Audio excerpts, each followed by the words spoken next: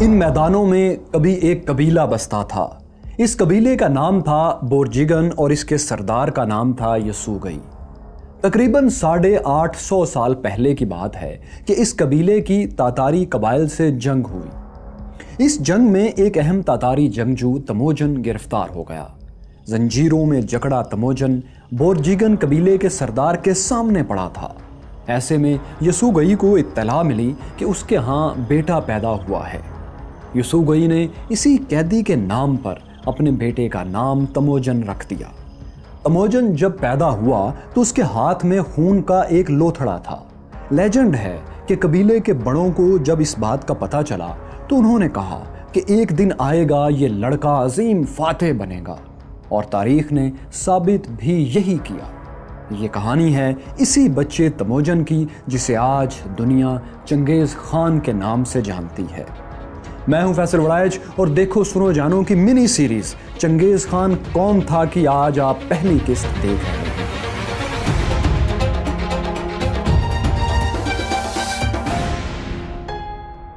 یہ دریائے عنان ہے۔ یہ منگولیا سے بہتا ہوا روس میں داخل ہو جاتا ہے۔ 818 کلومیٹر طویل اس دریا کے دونوں طرف گھاس کے وسیع و عریض میدان اور سرسبز پہاڑیاں ہیں۔ صدیوں پہلے اسی دریا کے کناروں پر یہیں کہیں منگول قبائل بستے تھے۔ قدیم منگولوں کا خیال تھا کہ سب منگول اسی دریا کے کنارے رہنے والے ایک بھیڑیے کی اولادیں ہیں۔ 850 برس پہلے کی بات ہے کہ اسی دریائے عنان کے کنارے ایک منگول گھوڑ سوار اپنے شکرے یعنی فیلکن کے ساتھ شکار کھیل رہا تھا۔ یہ بورجیگن قبیلے کا سردار یسوگئی تھا۔ شکار کے دوران اچانک اس کی نظر ایک چھکڑے پر پڑی۔ چھکڑے کو ایک اور منگول قبیلے مرکد کا ایک شخص لیے جا رہا تھا۔ یسوگئی چھکڑے کے قریب ہوا تو اس نے دیکھا کہ چھکڑے میں ایک 16 سالہ لڑکی بیٹھی ہے۔ اس کے دل کو یہ لڑکی ایسی بھائی کہ وہ اس سے شادی کرنے کے لیے بے قرار ہو گیا۔ یسوگئی نے اپنے 2 بھائیوں کے ساتھ اس شخص پر دھاوا بول دیا۔ مرکد قبیلے کا یہ شخص مقابلے کی سکت نہیں رکھتا تھا، سو اس نے اس لڑکی کو جو کہ اس کی بیوی تھی وہیں چھوڑا اور بھاگ نکلا۔ یہ لڑکی جو اب یسوگئی کے قبضے میں آ گئی تھی دراصل ایک اور قبیلے الوخن سے تعلق رکھتی تھی اور اس کا نام ہوئلن تھا۔ یسوگئی نے اپنی خواہش کے مطابق اس سے شادی کر لی۔ 1162 کی بات ہے کہ اسی یسوگئی اور ہوئلن کے بطن سے ایک بچے نے جنم لیا جس کا نام تموجن رکھا گیا۔ تموجن کا لفظی مطلب ہے لوہار۔ یہ شمال مشرقی منگولیا کا وہ علاقہ ہے جس کے بارے میں کہا جاتا ہے کہ چنگیز خان کی پیدائش یہیں ہوئی تھی۔ جس وقت کی یہ بات ہے اس وقت منگول قبائل بہت پسماندہ ہوا کرتے تھے۔ وہ خانہ بدوشی کی زندگی گزارتے تھے، کبھی اس چراگاہ تو کبھی اس پہاڑی کے دامن میں رہتے تھے۔ مطلب جہاں کھانا اور چارہ بہتر نصیب ہو جائے وہی ان کا ٹھکانہ ہوتا تھا۔ وہ شکار میں اتنے ماہر تھے کہ گھوڑے پر بیٹھے بیٹھے تیر چلا کر اپنے دشمن تک کو ڈھیر کر دیا کرتے تھے۔ اسی طرح ننھا تموجن بھی بچپن ہی میں گھوڑ سواری اور تیر اندازی میں طاق ہو گیا، ماہر ہو گیا۔ جب وہ 9 برس کا ہوا تو اس کے باپ نے اس کی منگنی اوینگرات قبیلے میں جا کر وہاں کی ایک 10 سالہ لڑکی بورتے سے کر دی۔ یسوگئی نے منگنی کے بعد تموجن کے ہونے والے سسر کی درخواست پر اسے انہی کے قبیلے میں کچھ دن کے لیے چھوڑا اور خود گھر کو لوٹ پڑا۔ لیکن واپس جانے سے پہلے اس نے انہیں ہدایت کی کہ تموجن کا ذرا خیال رکھیے گا، اسے کتوں سے بہت ڈر لگتا ہے۔ اپنے 9 عمر بیٹے کی منگنی کے بعد یسوگئی خوشی خوشی اپنے پڑاؤ کی طرف واپس لوٹ رہا تھا کہ اسے راستے میں شدید پیاس لگی۔ کچھ تلاش کے بعد اسے ایک جگہ کچھ منگول دعوت اڑاتے ہوئے نظر آئے۔ یہ تاتاری قبیلے کے لوگ تھے جن سے یسوگئی کی دشمنی چل رہی تھی، لیکن اس نے سوچا یہاں مجھے کون پہچانے گا، چند گھونٹ پانی پینے اور پیٹ بھر کھانا کھانے کے بعد نکل جاؤں گا۔ چنانچہ وہ ان لوگوں کی دعوت میں شامل ہو گیا۔ منگولوں میں اجنبیوں کو بھی اپنی دعوتوں میں شریک کرنے کا رواج تھا، لیکن یہ یسوگئی کی خام خیالی تھی کہ اسے کوئی نہیں پہچانے گا۔ دعوت میں ایک آنکھ نے اسے دیکھا اور پہچان لیا اور چپکے سے یہ راز کچھ اور لوگوں کو بھی بتا دیا۔ اب اسے حملہ کر کے مارنے کے بجائے انہوں نے محفوظ داؤ کھیلا اور اس کے کھانے میں زہر ملا دیا۔ یسوگئی اپنی طرف سے پرلطف دعوت اڑا کر وہاں سے نکلا۔ मगर रास्ते में उसकी हालत बिगड़ने लगी और वो बात समझ गया। जहर अपना असर दिखाने लगा था। फिर भी वो किसी तरह घर पहुंच गया। जहर खाने के तीसरे दिन उसने अपने खेमे में आखिरी सांस लिया, लेकिन मरने से पहले अपने लोगों को बता दिया कि उसके साथ क्या वाकया पेश आया है और कहां पेश आया है। यसुगई की मौत के साथ ही कबीले की सरदारी का मसला भी खड़ा हो गया। उसका छोटा सा खाना बदोश कबीला था, मगर रवायात का असीर था।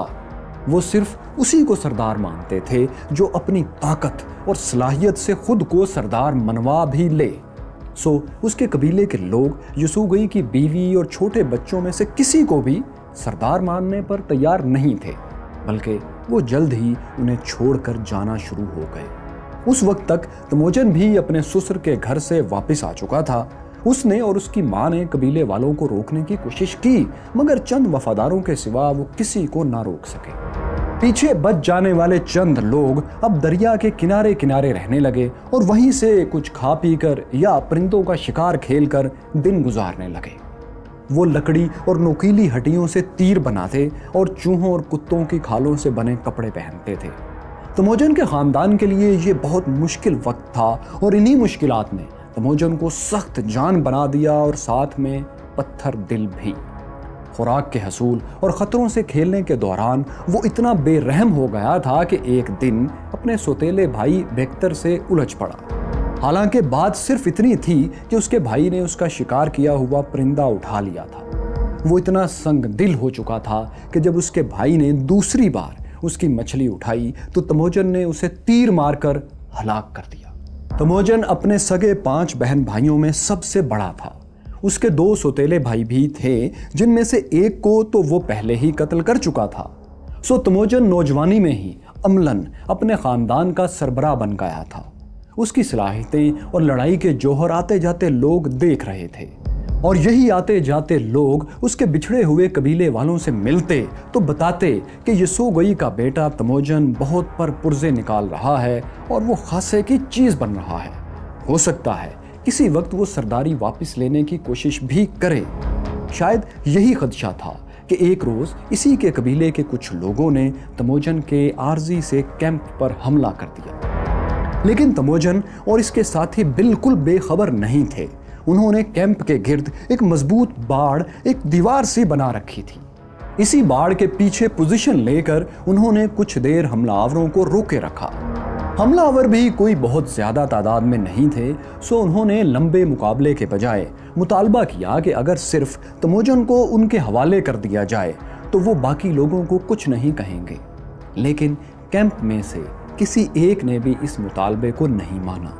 लेकिन इस बातचीत के दौरान तमोजन को फरार होने का मौका मिल गया। वो एक घोड़े पर सवार होकर कैंप के पीछे से निकलकर जंगल की तरफ भाग निकला।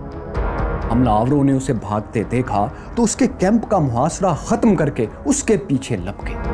अब तमोजन आगे और दुश्मन पीछे पीछे था। उसकी जान को सख्त खतरा था, लेकिन वो फिर भी किसी न किसी तरह उनसे बचकर घने जंगल में उनसे पहले पहुंच गया और छुप गया। उसके दुश्मनों ने जंगल के उस हिस्से को घेर लिया और इंतजार करने लगे कि तमोजन कब भूख प्यास से निढाल होकर बाहर निकले और वो इसे पकड़ ले। The secret history of Mongols के मुताबिक तमोजन ने बगैर कुछ खाए पिए पहले 3 दिन और 3 रातें इसी जंगल में गुजार दी। चौथे रोज उसने बाहर निकलने का सोचा, लेकिन जब वो निकलने लगा तो घोड़े की जीन गिर गई। उसने इसे एक गैबी इशारा समझा कि इसे अभी जंगल से बाहर नहीं निकलना चाहिए। वो पलटा और वहीं जाकर दोबारा छुप गया। वो अगले 3 दिन भी वहीं दुबक कर बैठा रहा। वहां कुछ भी ऐसा ना था जो एक इंसान रगबत से, शौक से खा सके। नहीं मालूम वो वहां कैसे पेट भरता रहा, पत्ते खाता रहा, दरख्तों की छाल चबाता रहा या शायद कुछ और। जो भी था, इस दौरान उसने जिंदगी की डोर टूटने नहीं दी। फिर चौथे दिन वो बाहर निकला, मगर अब की बार फिर ये हुआ कि घने जंगल से निकलते हुए उसके रास्ते में एक सफेद चट्टान गिर गई। तमोजन फिर इसे गैबी इशारा समझा, देवताओं का एक इशारा समझा और वापस चला गया। उसने 3 दिन और जंगल में छुपकर ही गुजार दिए, लेकिन अब भूख और प्यास उसके बस से बाहर होती जा रही थी। वो हर कीमत पर जंगल से निकल जाना चाहता था, वैसे भी उसे ख्याल था कि अब तक उसके दुश्मन मुहासरा छोड़कर जा चुके होंगे। चुनाचे उसने अपना चाकू निकाला और जिस जगह चट्टान गिरने से रास्ता बंद हुआ था उसके इर्द गिर्द की झाड़ियां काटना शुरू कर दीं और इस तरह एक रास्ता बनता गया। कुछ देर में जब रास्ता पूरी तरह बन गया तो वो जंगल से बाहर निकला, मगर ये क्या, उसके दुश्मन कहीं नहीं गए थे, बाहर खड़े उसी का इंतजार कर रहे थे। उन्होंने तमोजिन को कैदी बना लिया और साथ ले गए।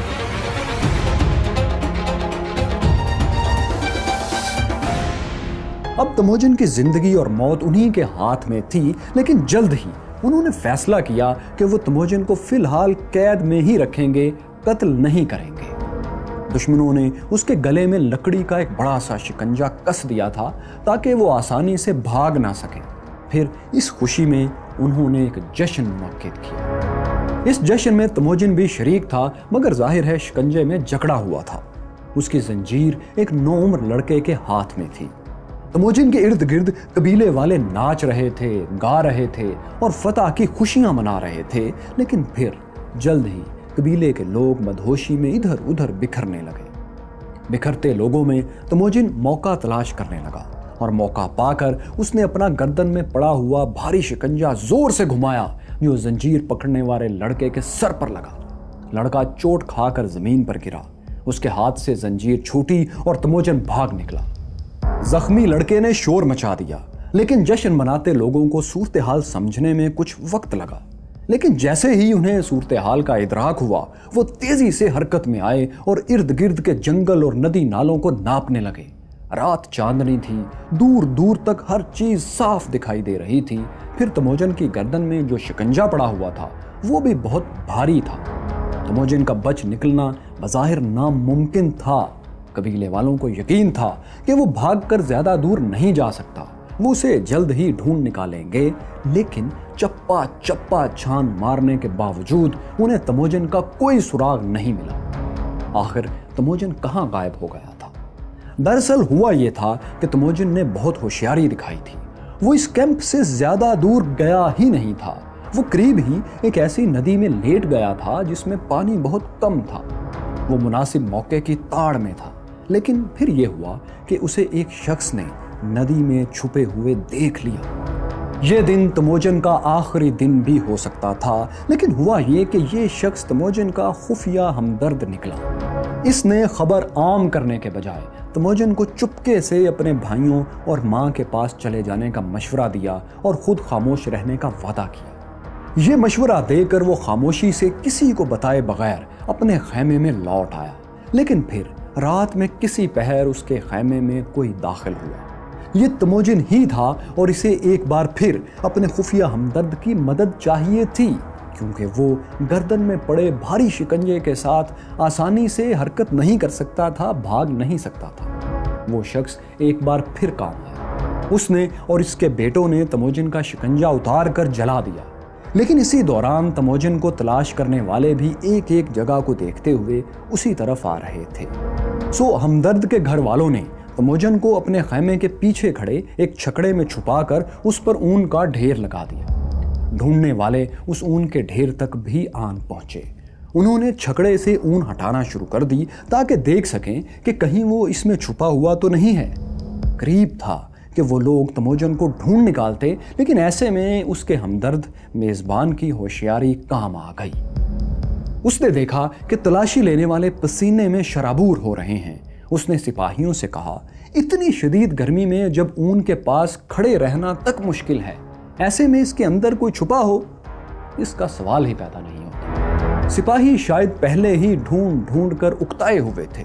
ये जुमला उनके लिए बहाना बन गया और वो तलाश छोड़कर बिल्कुल बिल्कुल कहते हुए जहां से आए थे उसी तरफ लौट गए। तमोजिन एक बार फिर बाल बाल बचा था। इन लोगों के चले जाने के बाद उस शख्स ने तमोजिन को छकड़े से निकाला, इसे सफर के लिए एक घोड़ी दी, साथ में खाने के लिए गोश्त, एक कमान और 2 तीर भी दिए। एक लंबा चक्कर काटते हुए तमोजिन जब उस जगह पहुंचा जहां उसके भाइयों और वफादारों ने आखिरी बार उसे भागने में मदद की थी, जहां कभी उसका कैंप था, लेकिन अब तो वहां कुछ भी नहीं था। उसके घर वाले मजीद हमलों के खौफ से वो जगह छोड़कर कहीं और चले गए थे। लेकिन तमोजन बाकी मंगोलों की तरह एक माहिर खोजी भी था।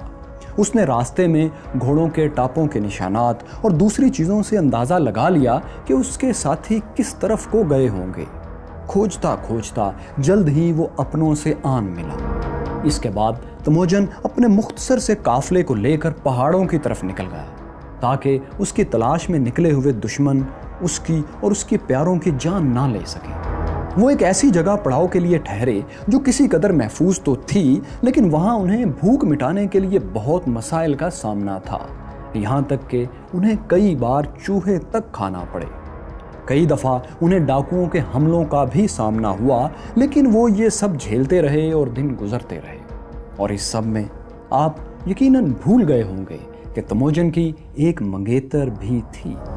तमोजन 16 बरस का हो चुका था। उसे अपनी मंगेतर की याद सताने लगी, सो वो अपने होने वाले ससुर के घर जा पहुंचा। यहाँ उसने बोरते से शादी कर ली और तोहफे में ससुरालियों ने इसे समोर की इंतहाई कीमती पोस्तीन दी।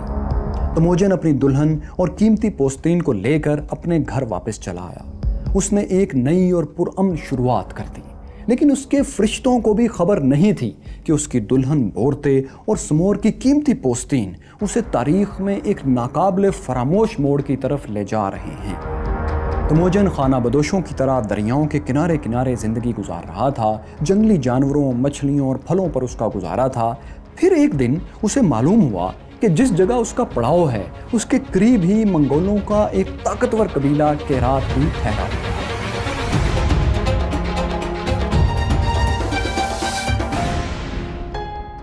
केरायत कबीले का सरदार तुगरल था, जो ओंग खान के नाम से मशहूर था। वो और तमोजन का बाप यसुगई गहरे दोस्त रह चुके थे। चुनाचे तमोजन ने ओंग खान से मिलने का फैसला कर लिया।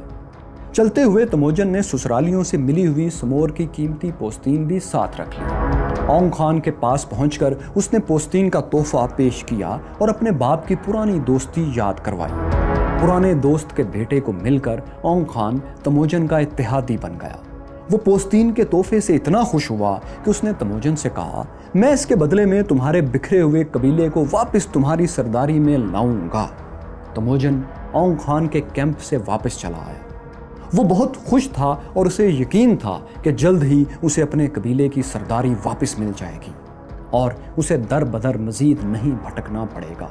लेकिन वापसी के चंद रोज बाद ही उसके साथ एक खौफनाक वाकया पेश आ गया जो उसकी अना के लिए बहुत बड़ा झटका था। एक सुबह अभी सूरज निकल रहा था।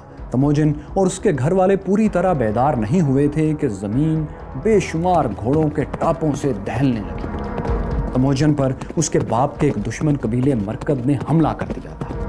ये वही कबीला था जिसके एक शख्स की साबिक बीवी ह्योलन को तमोजन का बाप यसुगई रास्ते से छीन कर अपने कबीले में ले आया था। इस हमले को देखते हुए तमोजन समझ गया था कि अब ये बदला लेने के लिए आ रहे हैं। सो तमोजन ने फौरी तौर पर अपनी बीवी बोरते को एक बैलगाड़ी में छुपा दिया। फिर अपने बूढ़े मुलाजिम को कहा कि इसे जितना दूर हो सके ले जाओ। बीवी को एक तरफ भेजकर तमोजन अपने भाइयों और मां के साथ दूसरी तरफ निकल गया ताकि हमलावर उसके पीछे जाएं और उसकी बीवी को ना पकड़ सकें। लेकिन सितम ज़रीफ़ी देखिए कि उसकी बीवी वाली गाड़ी पकड़ी गई और तमोजन बाहिफाजत पहाड़ों में पहुंच गया। मरकद कबीले ने अपना पुराना हिसाब चुका लिया था। तमोजन की बीवी उनके कब्जे में थी, जैसे कभी उनकी लड़की ह्योलन तमोजन के बाप यसुगई के कब्जे में थी। जब तमोजन को खबर हुई कि उसकी बीवी अगवा कर ली गई है तो वो गुस्से में खौलता हुआ केरायत कबीले के सरदार ओंग खान के पास पहुंचा। उसने अपनी बीवी को वापस लाने के लिए उससे मदद मांगी। ओंग खान ने अपने वादे और ताल्लुक की खूब लाज रखी। उसने केरायत कबीले के 20,000 सिपाही तमोजन के साथ भेज दिए। इसी दौरान उसका बचपन का दोस्त जमोका भी 20,000 जंगजू लेकर उसकी मदद को आन पहुंचा। ये बड़ा लश्कर अपने साथ देखकर तमोजन के हौसले आसमानों को छूने लगे। वो मरकद कबीले की ईंट से ईंट बजाने के लिए उसे तलाश करता हुआ जंगलों और मैदानों को मापने लगा। लेकिन जाहिर है वो कबीला भी एक खाना बदोश ही था, कोई एक ठिकाना तो उसका था नहीं। सो ये लश्कर भी मरकद कबीले का ताक़ुब करता हुआ 400 किलोमीटर दूर साइबेरिया तक पहुंच गया। यहाँ तक कि एक ऐसी झील आ गई जो दुनिया की सबसे बड़ी मीठे पानी की झील है। روس میں واقع یہ جھیل دنیا کی سب سے گہری جھیل بھی ہے۔ شاید یہ بات اس وقت کے لوگوں کے علم میں نہ ہو، لیکن اسی انمول بیکال جھیل کے کنارے پر تموجن نے مرکد قبیلے کو دیکھ لیا۔ اس نے رات کے وقت اچانک حملہ کیا۔ بہت سے لوگ تو اتنا بڑا لشکر دیکھ کر ہی بھاگ نکلے، جو باقی بچے وہ چاروں ناچار مقابلہ کرنے لگے۔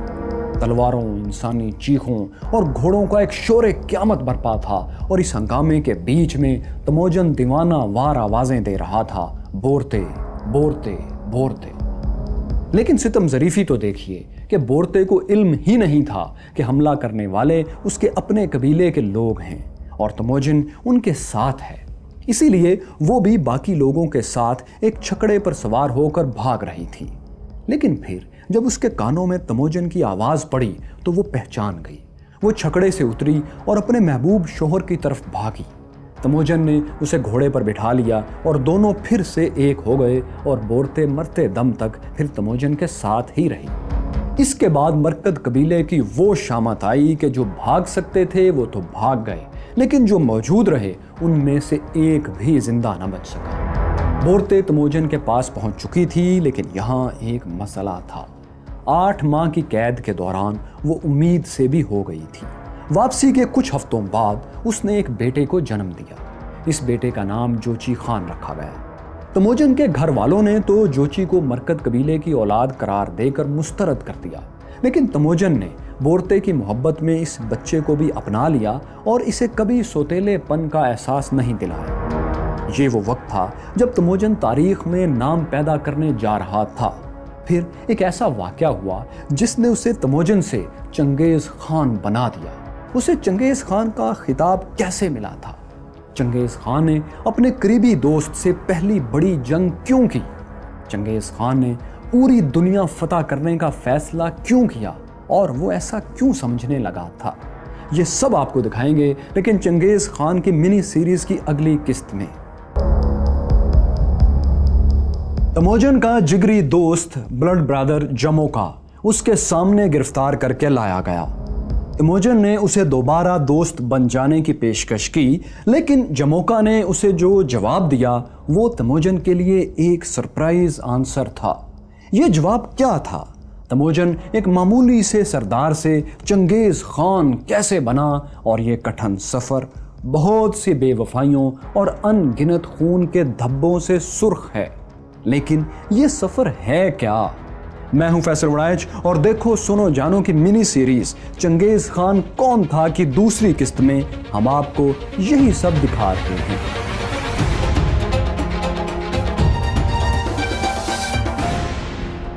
تموجن کے بچپن میں ایک دوسرا منگول قبیلہ جداڑ ہر موسم سرما میں تموجن کے قریب آ کر اپنا کیمپ لگایا کرتا تھا۔ یہ لوگ تموجن کی طرح شکاری نہیں تھے، بلکہ یہ بھیڑ بکریاں چرانے والے پرامن خانہ بدوش تھے۔ ان کے تموجن کے قبیلے سے اچھے مراسم تھے، وہ ایک دوسرے پر حملے بھی نہیں کرتے تھے۔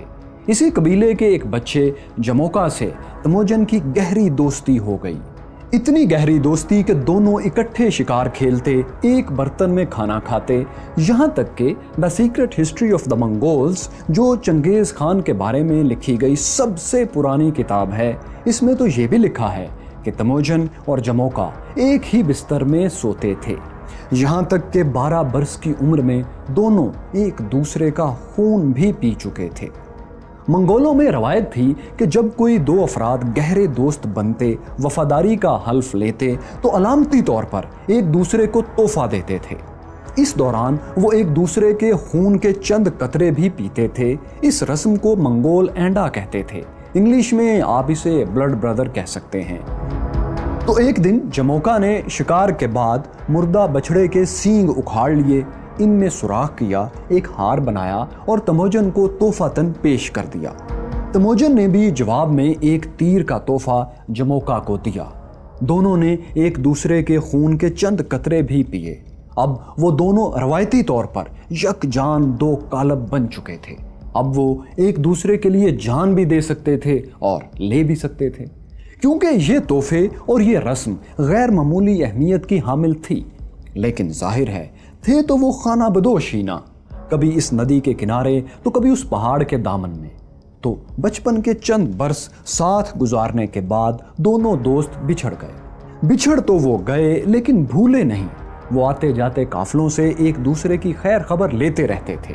इसी तरह जब तिमोजन की बीवी बोरते अगवा हुई तो उसे छुड़वाने के लिए जो 20,000 का एक मददगार लश्कर आया था वो जमोका ही का था। और ये कहानी हम आपको पिछली किस्त में दिखा चुके हैं।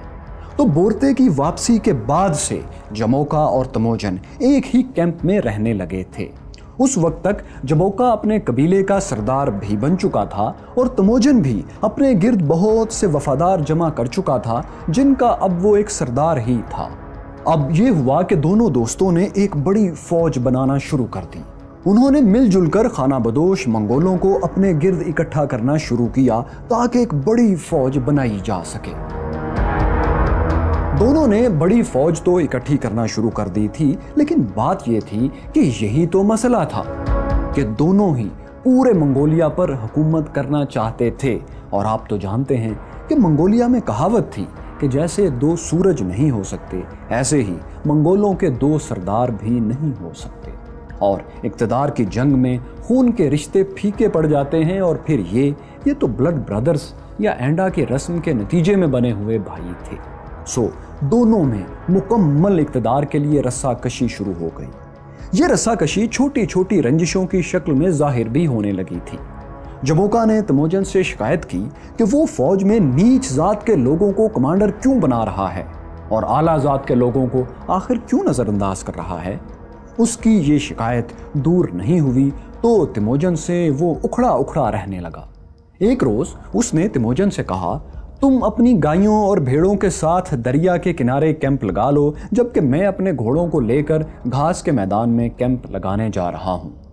ये बात तिमोजन की बीवी बोरते ने जब सुनी तो उसने अपने शौहर को खबरदार करते हुए कहा कि जमोका तुम्हारी दोस्ती से बेजार हो चुका है, इसलिए उसे छोड़कर आगे बढ़ो और रात के वक्त सफ़र करना, होशियार रहना। तिमोजन ने ऐसा ही किया। चुनाचे तिमोजन और उसके साथी जमोका और उसके ख़ानदान को पीछे छोड़कर रात के अंधेरे में कैंप से निकल गए। उन्होंने जमोका के कैंप से बहुत दूर पहुंचकर अपना अलग कैंप लगा लिया। यूं 1.5 बरस इकट्ठे रहने के बाद दोनों दोस्तों के रास्ते अलग अलग हो गए। अब दोनों दोस्त अपनी अलग अलग फौज भी बनाने लगे। और फिर एक दिन तिमोजन को किसी ने इत्तला दी कि उसका पुराना बगोड़ा कबीला, जिसका सरदार कभी उसका बाप था और जिसने उस पर हमला भी किया था और इसे कैदी भी बनाया था, वो कबीला और उसके लोग जमोका से दोस्ती का रिश्ता गांठ चुके हैं।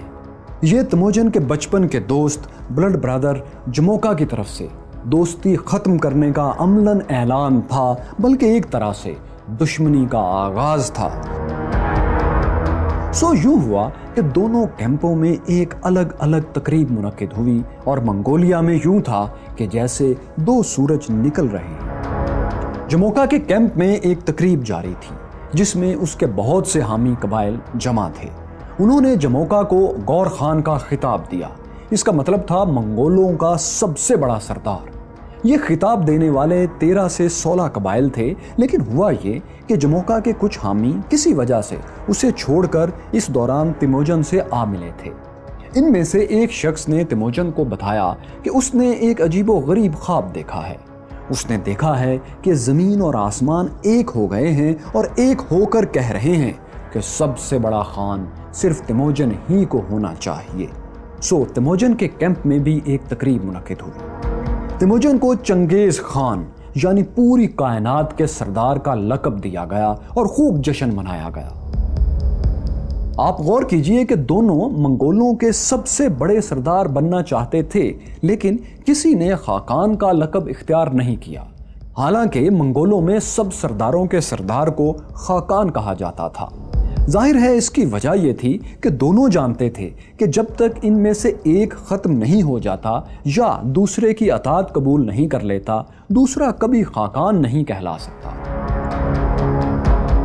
सो कभी जो एक दूसरे का खून पीकर खून के रिश्ते में बंधे थे, आज एक दूसरे का खून बहाने की तैयारी कर रहे थे।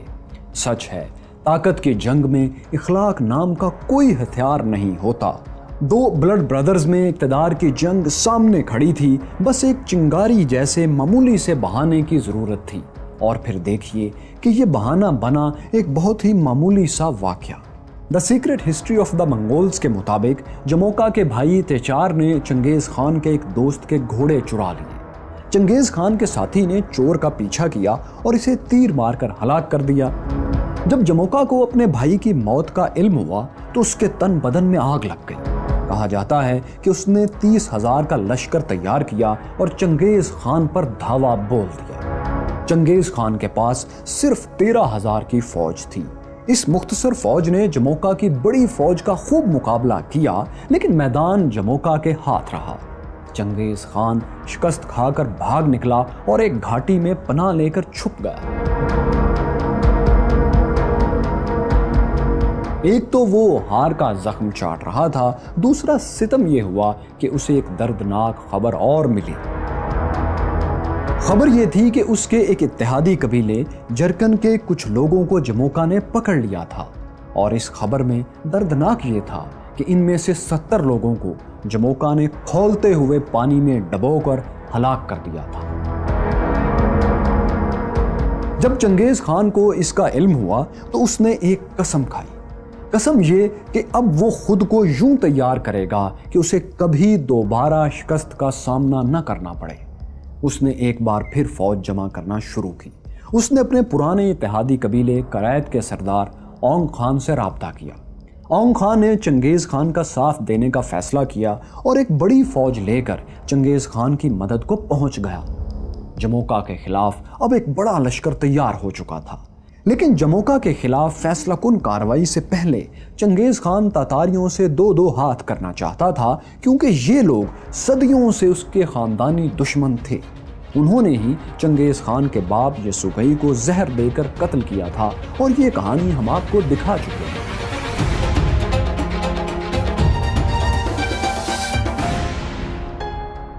तो चंगेज़ खान और उसके इत्तेहादी औंग खान ने फैसला कुन हमला करके तातारी कबाइल और उनकी ताकत को तितर बितर कर दिया। चंगेज़ खान ने फौज को हुक्म दे दिया कि जिस भी तातारी मर्द का कद हाइट एक छकड़े के एक पहिए से उठता हुआ नजर आए, उसकी गर्दन उतार दी जाए। ये हमला इतना जोरदार था कि तातारियों की कमर टूट गई। वो इतने कमजोर हो गए कि लंबे अरसे के लिए मुकाबले की सक्कत ही खो बैठे। तातारियों के खिलाफ मुहिम के दौरान चंगेज़ खान और औंग खान को चीन के शाही खानदान चिन खानदान की भी भरपूर मदद हासिल थी। वजह यह थी कि चीनी हुक्मरान भी अपने बॉर्डर के करीब रहने वाले तातारी कबाइल से परेशान रहते थे। ऐसे ही ग्रोहों के हमलों से बचने के लिए वो दीवारें चीन जैसी अजीम दीवारें खड़ी करते आए थे। इसीलिए जब तातारियों को इबरतनाक शिकस्त हुई तो चीनी हुक्मरान भी बहुत खुश हुए। उन्होंने औंग खान को वोंग का खिताब दिया, जिसका मतलब था शहजादा, प्रिंस। लेकिन हैरत अंगेज तौर पर वो चंगेज़ खान की सलाहियतों को ना पहचान सके। उन्होंने उसे कमांडर का खिताब दिया और इस खिताब की कोई ख़ास अहमियत नहीं थी। लेकिन वक्त का सितम तो देखिए कि जिसे वो मामूली कमांडर समझ रहे थे, वो चंद बरस बाद ही उनका बादशाह बनने वाला था। तातारियों के बाद चंगेज़ खान एक बार फिर जमोका की तरफ मुतवज्जो हुआ। दिलचस्प बात यह है कि चंगेज़ खान के मुकाबले में इस बार जमोका के साथ जादूगर भी शामिल थे। लेजेंड्स के मुताबिक उन जादूगरों ने जमोका को यकीन दिला दिया था कि वो जादू के जोर से एक ज़बरदस्त तूफान लाएंगे और चंगेज़ खान का लश्कर इस तूफान में बह जाएगा। जंग शुरू हुई, जादूगरों ने मंत्र फूंकने शुरू किए और हाँ, एक तूफान भी आया, लेकिन इसका निशाना उल्टा हो गया। वो यूं कि जादूगरी के तमाशे के दौरान ही किसी वक्त इत्तेफाक से बर्फबारी शुरू हो गई और तूफानी हवाएं चलने लगी। लेकिन तमोजन की जगह जमोका की फौज इस तूफान में अपनी तरतीब खो बैठी। इसके मुख्तलिफ दस्ते एक दूसरे से बिछड़ने लगे और फौज की कमान टूट गई। जब अपनी चालों को उल्टा पड़ते देखा तो जादूगर भी सर पर पांव रखकर भाग निकले। वो भागते जाते थे और ये कहते जाते थे कि आसमान को हमसे मोहब्बत नहीं रही, आसमान हमसे खुश नहीं, आसमान हमसे दूर हो गया है। جب طوفان کا زور ٹوٹا تو چنگیز خان بھی جموکا کی بچی کھچی فوج پر آسانی سے ہاتھ صاف کرنے لگا۔ اس بار جموکا میدان سے بھاگ گیا تھا اور چنگیز خان کے قہر سے بچ رہا تھا، لیکن چنگیز خان کے ہاتھ اس کے کچھ خاص لوگ آ چکے تھے۔ یہ لوگ چنگیز خان کو ویسے بھی بہت مطلوب تھے، کیونکہ یہ وہی لوگ تھے جو دراصل اس کے باپ کی سرداری میں اس کے قبیلے کے لوگ تھے۔ یہ وہی لوگ تھے جنہوں نے یسوگئی کی موت کے بعد چنگیز خان اور اس کی ماں کو تنہا چھوڑ کر اپنا راستہ لیا تھا۔ چنگیز خان کو یہ لوگ قیدی بھی بنا چکے تھے۔ تو چنگیز خان نے یہ کیا کہ اس نے اس ایک خاندان کو جس نے اس کی ماں اور اس سے سرداری چھینی تھی، ان کے تو بچوں تک کو قتل کروا دیا اور ان کی نسل ختم کر دی، لیکن قبیلے کے دوسرے افراد کو چنگیز خان نے معاف کر کے اپنی سرداری میں دوبارہ قبول کر لیا۔ ویسے بھی ان لوگوں کے پاس اب دو ہی چوائسز تھی، چنگیز خان کی بلا چون چرا اطاعت یا گردن کے بغیر جسم۔ گردن کے بغیر جسم سے بہت بہتر تھا کہ وہ چنگیز خان کی اطاعت قبول کر لیں، انہوں نے کر لی۔ جنگ تو چنگیز خان جیت گیا تھا، لیکن اس جنگ کے دوران ایک بار وہ گردن میں شدید زخم آنے سے مرتے مرتے بچا بھی تھا۔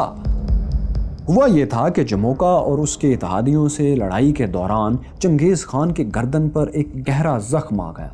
شاید چنگیز خان کی کہانی اسی گردن کے زخم میں بہتے خون کے ساتھ ختم ہو جاتی، لیکن یہاں اس کا ایک وفادار جیلمی کام آ گیا۔ جیلمی رات بھر چنگیز خان کے سرہانے بیٹھا رہا، اس کے زخم میں جمنے والے خون کے لوتھڑے چوس چوس کر نکالتا رہا۔ پھر جب چنگیز خان کو پیاس لگی تو جیلمی اس کے لیے دودھ تلاش کرنے کے لیے بھی نکل گیا۔ اتفاق سے چنگیز خان کے خیمے اور اس کے ارد گرد کے کسی علاقے میں دودھ دستیاب نہیں تھا، لیکن دشمن کا کیمپ بھی چنگیز خان کے کیمپ سے زیادہ دور نہیں تھا۔ جیلمی نے جرت سے کام لیا اور چھپتا چھپاتا دشمن کے کیمپ سے دودھ کا ایک برتن چوری کر کے لے آیا۔ اس سے چنگیز خان کی پیاس بجھی اور رفتہ رفتہ زخم بھی بھر گیا۔ صحت یاب ہونے کے بعد جیسا کہ آپ دیکھ چکے ہیں، چنگیز خان نے اپنے دشمنوں کی اینٹ سے اینٹ بجا دی اور انہیں میدان چھوڑنے پر بھی مجبور کر دیا تھا۔ چنگیز خان کو جموکا کے خلاف ایک اہم کامیابی مل چکی تھی اور اس کا پرانا قبیلہ بھی اس کی اطاعت میں آ چکا تھا، لیکن اس دوران چنگیز خان کو ایک دھچکا بھی لگا۔ اونگ خان دوست کے بجائے اب اس کا دشمن ہو گیا تھا۔ اس دشمنی کی وجہ یہ تھی کہ اونگ خان کے بیٹے نے تموجن کے بیٹے جوچی خان کے لیے اپنی بہن کا رشتہ دینے سے انکار کر دیا تھا۔ پھر اس نے اپنے باپ کو بھڑکایا کہ وہ چنگیز خان کو زیادہ اہمیت نہ دے۔ اس کے بعد تموجن کو بہانے سے بلا کر قتل کرنے کی بھی ناکام کوشش کی گئی۔ وہ اپنے باپ سے کہنے لگے تھے کہ چنگیز خان ہمارے سابق اتحادی اور موجودہ مخالف ترک قبیلے نیمان سے دوستی کر رہا ہے۔ اونگ خان اپنے بیٹوں کی ان باتوں میں آ گیا اور چنگیز خان جیسے طاقتور دوست کو دشمن بنانے کی ایک مہنگی غلطی کر بیٹھا۔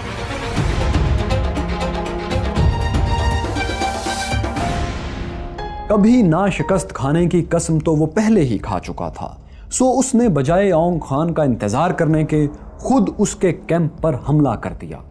اپنے پرانے اتحادی کے کیمپ کو گھیرے میں لے کر چنگیز خان نے جنگ شروع کر دی۔ 3 دن تک دونوں میں خوفناک لڑائی ہوئی۔ تیسرے دن اونگ خان کیمپ چھوڑ کر بھاگ گیا۔ وہ بھاگتا ہوا اپنے سابق اتحادی اور موجودہ مخالف نیمان قبیلے کے علاقے میں پہنچ گیا۔ یہاں ایک پہرے دار نے اونگ خان کو پہچانا نہیں اور چور اچکا سمجھ کر قتل کر دیا۔ اس قتل کے فوری بعد چنگیز خان اور نیمان قبیلے کے درمیان بھی جنگ چھڑ گئی۔ ایسا کیوں ہوا؟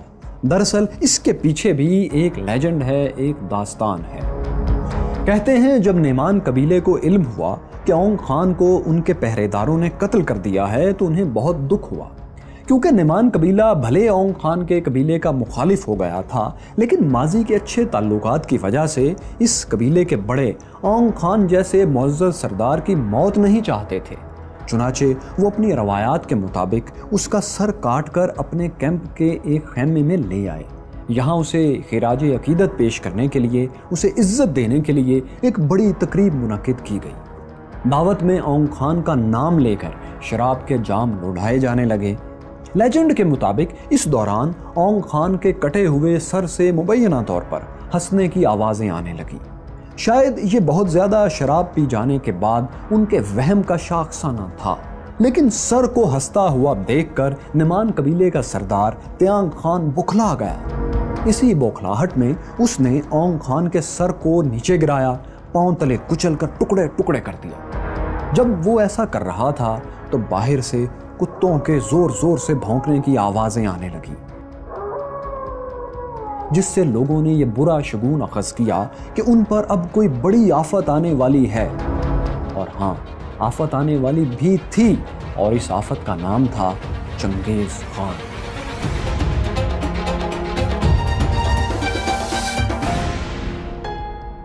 ہوا یوں کہ جب نعمان قبیلے کے سردار کو معلوم ہوا کہ چنگیز خان نے منگولیا کے بڑے حصے کا کنٹرول سنبھال لیا ہے تو اسے اپنا قبیلہ خطرے میں نظر آیا۔ چنگیز خان نے تیانگ خان کے ایک بھائی کو بھی ایک لڑائی میں شکست دی تھی، لیکن تیانگ خان خود کو اپنے بھائی سے کہیں زیادہ طاقتور جنگجو سمجھتا تھا، سو اس نے چنگیز خان سے ٹکر لینے کا فیصلہ کیا۔ اپنی طاقت بڑھانے کے لیے اس نے چنگیز خان کے دشمن اور پرانے دوست جموکا کو بھی ساتھ ملایا اور جنگ کی تیاری شروع کر دی۔ مگر ہوا یہ کہ ان کے حملے کا پلان پہلے ہی لیک ہو گیا۔ اس کی مخبری چنگیز خان تک پہنچ گئی۔ چنگیز خان تو نہ ہارنے کی قسم کھائے بیٹھا تھا، سو اس نے ایک بار پھر پریمپٹیو سٹرائک کی۔ وہ فوری طور پر جنگ کے لیے نکل کھڑا ہوا۔ جب وہ نعمان قبیلے کے علاقے میں پہنچا تو اس نے یہ حکم دیا کہ اس کا ہر سپاہی رات کو آگ کے 5 الاؤ روشن کرے۔ سپاہیوں نے ایسا ہی کیا۔ جب میدان جنگ میں اتنے زیادہ اور اتنا دور تک الاؤ روشن ہوئے تو نعمان قبیلے کے وہ جاسوس جو دور پہاڑوں اور جنگلوں میں چھپے ہوئے جاسوسی کر رہے تھے ڈر گئے۔ انہوں نے اپنے سردار کو اطلاع دی کہ منگولوں کے کیمپ میں اتنے الاؤ جل رہے ہیں جتنے آسمان پر ستارے ہیں، یعنی منگولوں کا لشکر اندازوں سے بہت ہی بڑا ہے۔ اس خبر نے نعمان لشکر کے حوصلے پست کر دیے۔ چنانچہ اگلے روز جب وہ میدان جنگ میں نکلے تو وہ ہاؤ ہو تو کر رہے تھے، لیکن اس ہاؤ ہو میں جوش و خروش نہیں تھا۔ دوسری طرف چنگیز خان پوری طرح تیار تھا۔ اس نے اپنے لشکر کو کئی چھوٹے چھوٹے لشکروں میں تقسیم کر دیا تھا۔ ہر لشکر مخالف سمت سے نعمان قبیلے اور جموکا کی فوج کو گھیرنے لگا تھا۔ چنگیز خان کے سپاہی مسلسل تیروں کی بارش کر کے نعمان قبیلے کو پیچھے پہاڑوں کی طرف دھکیلنے لگے تھے۔ لیکن نعمان قبیلہ کوئی معمولی قبیلہ نہیں تھا۔ اسے شکست دینا اتنا آسان کام نہیں تھا، مگر یہاں ایک ٹرننگ پوائنٹ آ چکا تھا۔ وہ یہ کہ چنگیز خان کا پرانا دوست اور پھر دشمن جموکا ڈبل گیم کرنے لگا۔ وہ نعمان قبیلے کا اتحادی تھا، جنگ میں شریک تھا، لیکن اس نے چنگیز خان کو خفیہ پیغامات بھیجنا شروع کر دیے۔ شاید وہ چنگیز خان سے کئی لڑائیاں لڑنے کے بعد سمجھ گیا تھا کہ اسے ہرانا ممکن نہیں، اسی لیے وہ چنگیز خان کو خفیہ طور پر اعتماد میں لے کر نعمان قبیلے کے سردار تیانگ خان کو بھی مسلسل پیچھے ہٹنے کے مشورے دے رہا تھا۔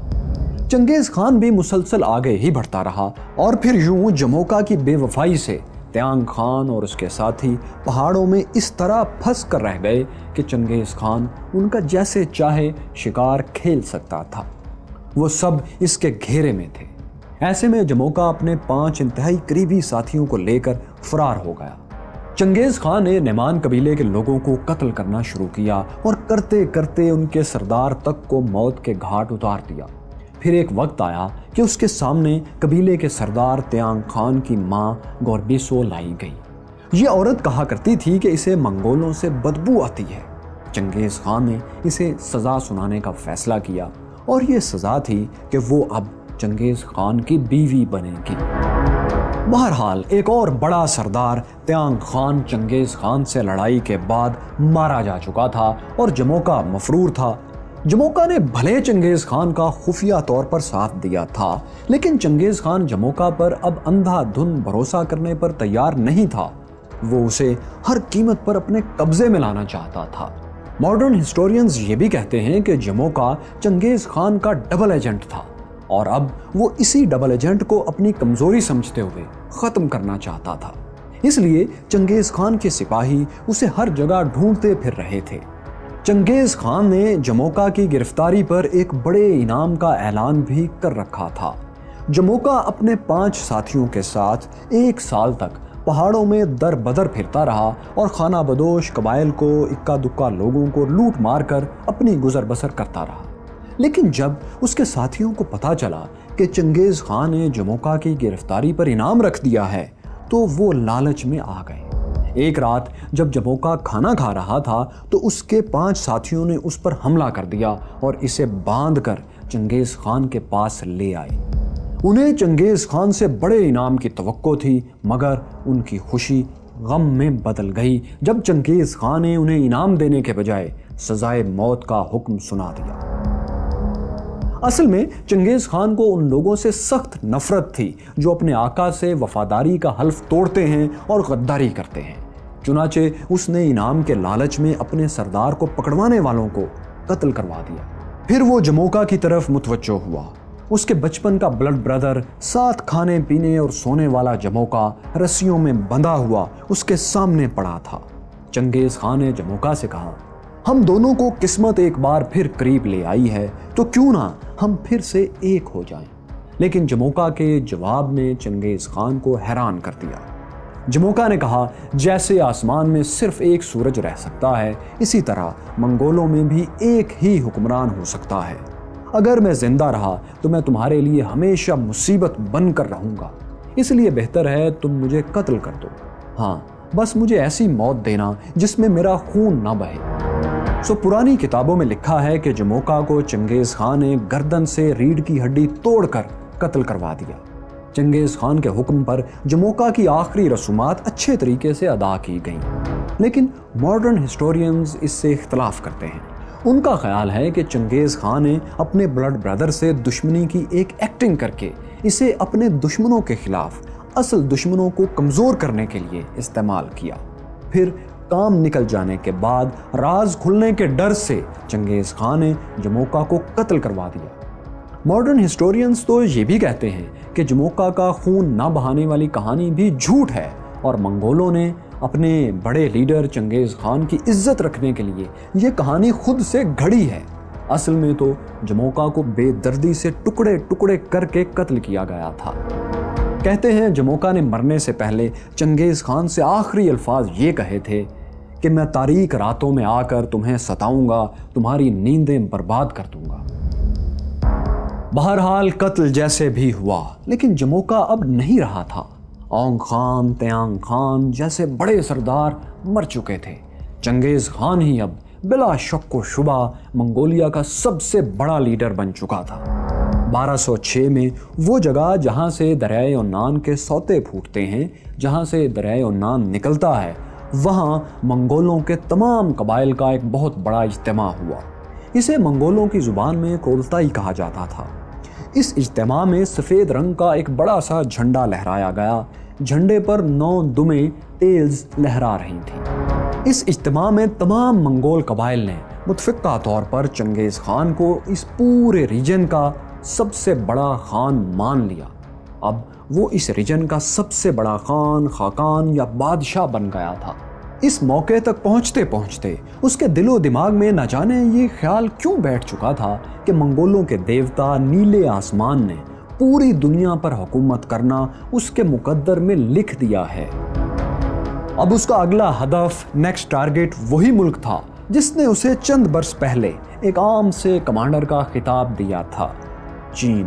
وہی چین جس کے حکمران خود کو منگولوں سے برتر، سپیریئر قوم سمجھتے تھے۔ اب منگولوں کو چنگیز خان کی قیادت میں چینیوں سے لڑنا تھا، لیکن چینیوں کے پاس تو بارود تھا۔ چینیوں کی بندوقوں اور توپوں کا مقابلہ گھوڑوں کی ننگی پشتوں پر بیٹھنے والے منگولوں نے کیسے کیا؟ چنگیز خان مسلمانوں کے لیے موت کا فرشتہ نہیں، ایک مسیحا ثابت ہوا۔ کیا واقعی؟ یہ سب آپ کو دکھائیں گے، لیکن منی سیریز چنگیز خان کون تھا کی نیکسٹ سیکنڈ لاسٹ ایپیسوڈ میں۔ چنگیز خان ایک دن مقدس پہاڑ کی چوٹی پر غائب ہو گیا۔ جب وہ پلٹا تو اس نے اعلان کیا کہ اسے آسمان کے دیوتا نے چین فتح کرنے کی خوشخبری سنا دی ہے، لیکن چینیوں کے پاس تو بارود تھا۔ پھر چنگیز خان نے گھوڑوں پر بیٹھ کر بندوق اور بارود کا مقابلہ کیسے کیا، اور سب سے بڑھ کر یہ کہ اسے چین جیسی طاقتور سلطنت پر حملہ کرنے کی ضرورت ہی کیوں پڑی تھی۔ میں ہوں فیصل وڑائچ اور دیکھو سنو جانو کی منی سیریز چنگیز خان کون تھا کہ سیکنڈ لاسٹ ایپیسوڈ میں ہم آپ کو یہی سب دکھائیں گے۔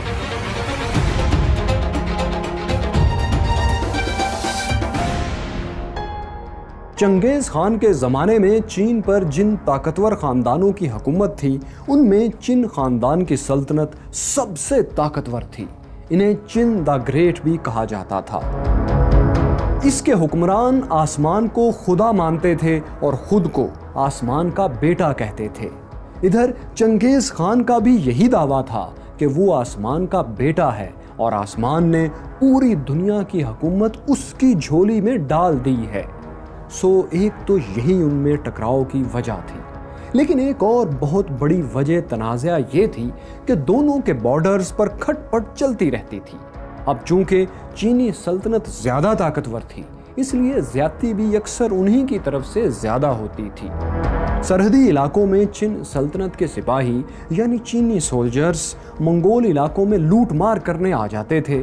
وہ منگولوں کی عزت اور مال بھی لوٹتے اور جاتے ہوئے منگول بچوں کو غلام بنا کر ساتھ بھی لے جاتے تھے۔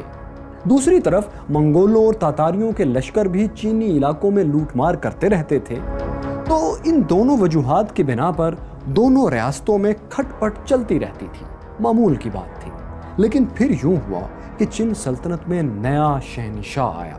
یہ شہنشاہ منگولوں کو معمولی خانہ بدوش سے زیادہ اہمیت دینے کے لیے تیار ہی نہیں تھا۔ اس نے چنگیز خان کو ایک پیغام بھیجا۔ پیغام یہ تھا کہ وہ چینی شہنشاہ یعنی چین سلطنت کے شہنشاہ کی اطاعت قبول کر لے۔ چنگیز خان نے یہ پیغام سنا، اس طرف منہ کیا جدھر چین ہے اور زور سے تھوک دیا۔ پھر وہ اپنے گھوڑے پر کود کر سوار ہوا اور ایک طرف نکل گیا۔ اس کا یہ اقدام چین سلطنت کے خلاف اعلان جنگ تھا۔ 1211 میں اس نے اسی مقصد کے لیے اپنے قبائل کو جمع کیا۔ عورتیں، مرد اور بچے الگ الگ گروپس میں آسمان کے دیوتا سے دعائیں مانگنے لگے، لیکن چنگیز خان ان دعا مانگنے والوں میں شامل نہیں تھا۔ وہ کہاں تھا؟ یہ جو خوبصورت سا نیشنل پارک آپ دیکھ رہے ہیں یہ منگولیا کا گورکھی تیراج نیشنل پارک ہے۔ اس دلفریب پارک کی اس خوبصورت اور بلند پہاڑی برکان کالدون پر چنگیز خان آسمان کے دیوتا سے فتح مانگنے چلا آیا تھا۔ منگولوں میں اس پہاڑی کو مقدس سمجھا جاتا تھا۔ چنگیز خان 3 سے 4 روز تک اسی پہاڑی پر رہا۔ جب وہ پہاڑی سے اترا تو اس کا چہرہ پرعزم تھا۔ اس نے اپنی فوج سے کہا، خوش ہو جاؤ، خوش ہو جاؤ، نیلے آسمان نے ہم سے فتح کا وعدہ کر لیا ہے۔ یہ خوشخبری سن کر منگول جوش میں بھر گئے۔ انہوں نے چین سلطنت پر حملے کی تیاریاں شروع کر دی، لیکن چینیوں کی آبادی اور اسی لحاظ سے ان کی فوج بھی بہت بڑی تھی۔ دوسری طرف منگولوں کے مقابلے میں چینیوں کی فوج ماڈرن بھی بہت زیادہ تھی۔ چنگیز خان ایک گھاگ جرنیل کی طرح یہ باتیں سمجھ رہا تھا کہ صرف جوش و جذبے سے چینیوں کو ہرانا ممکن نہیں، اس لیے اس نے گہری چال چلی۔ اس نے چینی فوج کو 2 حصوں میں تقسیم کر دیا۔ یہ اس نے یوں کیا کہ چین سلطنت کے اہم علاقے منچوریا میں حکومت کے خلاف باغیانہ جذبات پائے جاتے تھے۔ چنگیز خان نے انہی جذبات کو اپنے فائدے کے لیے استعمال کیا اور منچوریا میں بغاوت کروا دی۔ اب ظاہر ہے چینی فوج کا ایک حصہ اس بغاوت کو کچلنے کے لیے منچوریا چلا گیا، جس سے مرکز میں فوج کی تعداد تھوڑی رہ گئی۔ یہی وہ وقت تھا جب مئی 1211 میں چنگیز خان نے چین سلطنت پر چڑھائی کر دی۔ اس کے پاس شروع میں 65,000 کی فوج تھی۔ یہ فوج تقریباً 1000 کلومیٹر طویل صحرائے گوبی کو صرف 1 مہینے میں عبور کر گئی اور شمالی چین میں داخل ہو گئی۔ چنگیز خان کو فتح کی پختہ امید تھی، لیکن اپنی امیدوں کے بالکل الٹ چنگیز خان ناکام ہو گیا۔ کم فوج کے باوجود چینیوں نے کامیاب دفاع کیا تھا۔ اس کی وجہ یہ تھی کہ چنگیز خان کا ہوم ورک پورا نہیں تھا۔ وہ کھلے میدان میں لڑنے کی مہارت تو رکھتا تھا، لیکن چینیوں نے جس طرح اپنے شہروں کو قلعوں میں بدل کر محفوظ بنا رکھا تھا، یہ چنگیز خان کے لیے ایک نئی چیز تھی۔ اس کے پاس قلعوں کی مضبوط دیواریں توڑنے کے لیے منجنیقیں یا دروازے گرانے کے آلات بھی نہیں تھے، اس لیے اسے ہر جگہ پر اندازوں سے بہت زیادہ وقت لگ رہا تھا۔ پھر یہ ہوا کہ اس دوران موسم سرما کا آغاز ہو گیا۔ آسمان سے برستی برف میں جنگ تو ایک طرف رہی، غیر ملک میں پڑاؤ بھی ناممکن تھا۔ سو چنگیز خان فتح تو نہیں لیکن ایک تجربہ حاصل کر کے پلٹ آیا۔ اسی ناکام حملے سے سیکھتے ہوئے اس نے پھر سے تیاری کی۔ 1213 میں چنگیز خان نے ایک دفعہ پھر چین سلطنت پر حملہ کر دیا، لیکن اس بار وہ پہلے سے زیادہ تیار تھا۔ اس کی فوج میں بھی زیادہ سپاہی تھے اور اس کی فتوحات کی رفتار بھی بہت تیز تھی۔ وہ علاقوں پر علاقے فتح کرتا ہوا چین سلطنت کے دارالحکومت ژونگڈو کی طرف بڑھتا ہی چلا جا رہا تھا۔ یہ شہر اسی جگہ قائم تھا جہاں آج چین کا دارالحکومت بیجنگ واقع ہے۔ چین سلطنت چنگیز خان کا مقابلہ تو کر رہی تھی، لیکن حقیقت یہ تھی کہ اس بار ان کے پاس اتنے بڑے منگول لشکر کے مقابلے کے لیے بھرپور وسائل اور ویل ٹرینڈ آرمی مناسب تعداد میں موجود ہی نہیں تھی۔ لیکن چینی کمانڈرز نے یہ کیا کہ اس کمی کو پورا کرنے کے لیے غریب کسانوں کو بھرتی کرنا شروع کر دیا۔ ان کسانوں کو پیدل فوج یعنی انفینٹری کا حصہ بنایا گیا اور ان کی مدد کے لیے گھوڑ سوار دستے مقرر کیے گئے جو ٹرینڈ سولجرز تھے۔ اب میدان میں چینیوں کی فارمیشن یہ ہوتی تھی کہ درمیان میں کسانوں کی پیدل فوج ہوتی تھی، انفینٹری ہوتی تھی، اور دائیں بائیں ٹرینڈ سولجرز گھوڑوں پر صفیں باندھے کھڑے ہوتے تھے۔ چنگیز خان یہ فارمیشن دیکھ رہا تھا۔ اس نے اس کا ایک زبردست حل نکال لیا۔ وہ یہ کہ جب لڑائی شروع ہوتی تو منگول تیر انداز سامنے سے تیروں کی بارش کر کے کسانوں کی پیدل فوج کو پیچھے بھاگنے پر مجبور کر دیتے۔ اب رہ جاتے تھے دائیں بائیں کھڑے گھڑ سوار دستے۔ تو جب تیروں کی بارش ہو رہی ہوتی تھی تو منگولوں کے گھڑ سوار دستے پہاڑوں کے پیچھے سے گھوم کر دشمن کی گھڑ سوار فوج پر عقب سے حملہ کرتے تھے۔ اس سے چینی گھڑ سوار فوج گھیرے میں آ کر ماری گئی۔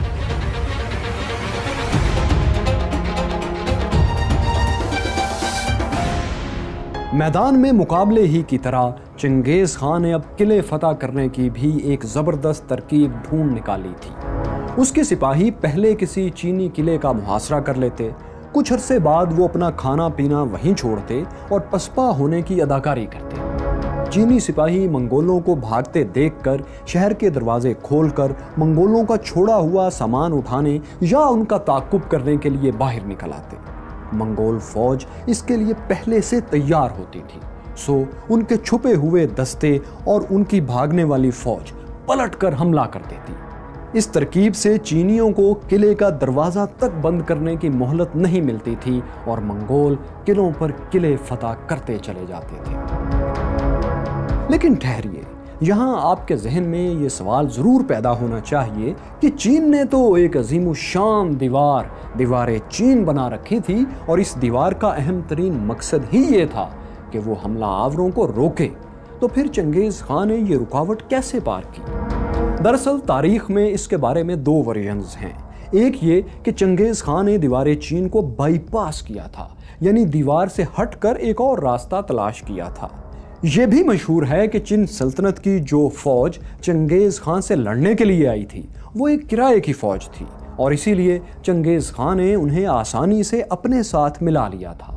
اور بھی کچھ مفروضے اس بارے میں لکھے گئے ہیں، مگر تاریخ کا ایک دوسرا مضبوط ورژن بھی ہے جو ذرا زیادہ ریشنل، لاجیکل لگتا ہے۔ وہ یہ کہ چنگیز خان کے دور میں دیوار چین اتنی بڑی تھی ہی نہیں کہ اسے کراس کرنا ناممکن ہو اور اسے بائی پاس ہی کرنا پڑے۔ اس لیے چنگیز خان تھوڑی سی حکمت عملی کے ساتھ دیوار چین پار کر گیا تھا، پھر قلعوں پر قلعے فتح کرتا۔ وہ چین سلطنت کے مرکز یعنی بیجنگ کے پاس پہنچ گیا، لیکن یہاں سے جو اس نے دیکھا یہ اس کے ہوش اڑا دینے کے لیے کافی تھا۔ چنگیز خان تو دریاؤں، خیموں، پہاڑوں اور چھوٹے چھوٹے عارضی قصبوں میں رہنے کا عادی تھا۔ اس نے راستے میں چین کے دوسرے شہر بھی دیکھے تھے، لیکن وہ بھی کوئی خاص بڑے نہیں تھے۔ جب وہ بیجنگ جیسے دنیا کے عظیم الشان شہر کے قریب پہنچا تو یہ منظر اس کے لیے کہانیوں جیسا تھا۔ اسے اپنے سامنے دور تک پھیلا عظیم شہر نظر آیا، میلوں تک پھیلے گھر دکھائی دیے۔ اس نے دور سے بڑی بڑی عمارتوں کے ہیولے دیکھے۔ یہ سب دیکھ کر وہ حیرت اور سوچ میں گم ہو گیا، کیونکہ یہ شہر جتنا بڑا تھا اتنا ہی محفوظ بھی تھا، اس کی سیکیورٹی بھی اتنی ہی اچھی تھی۔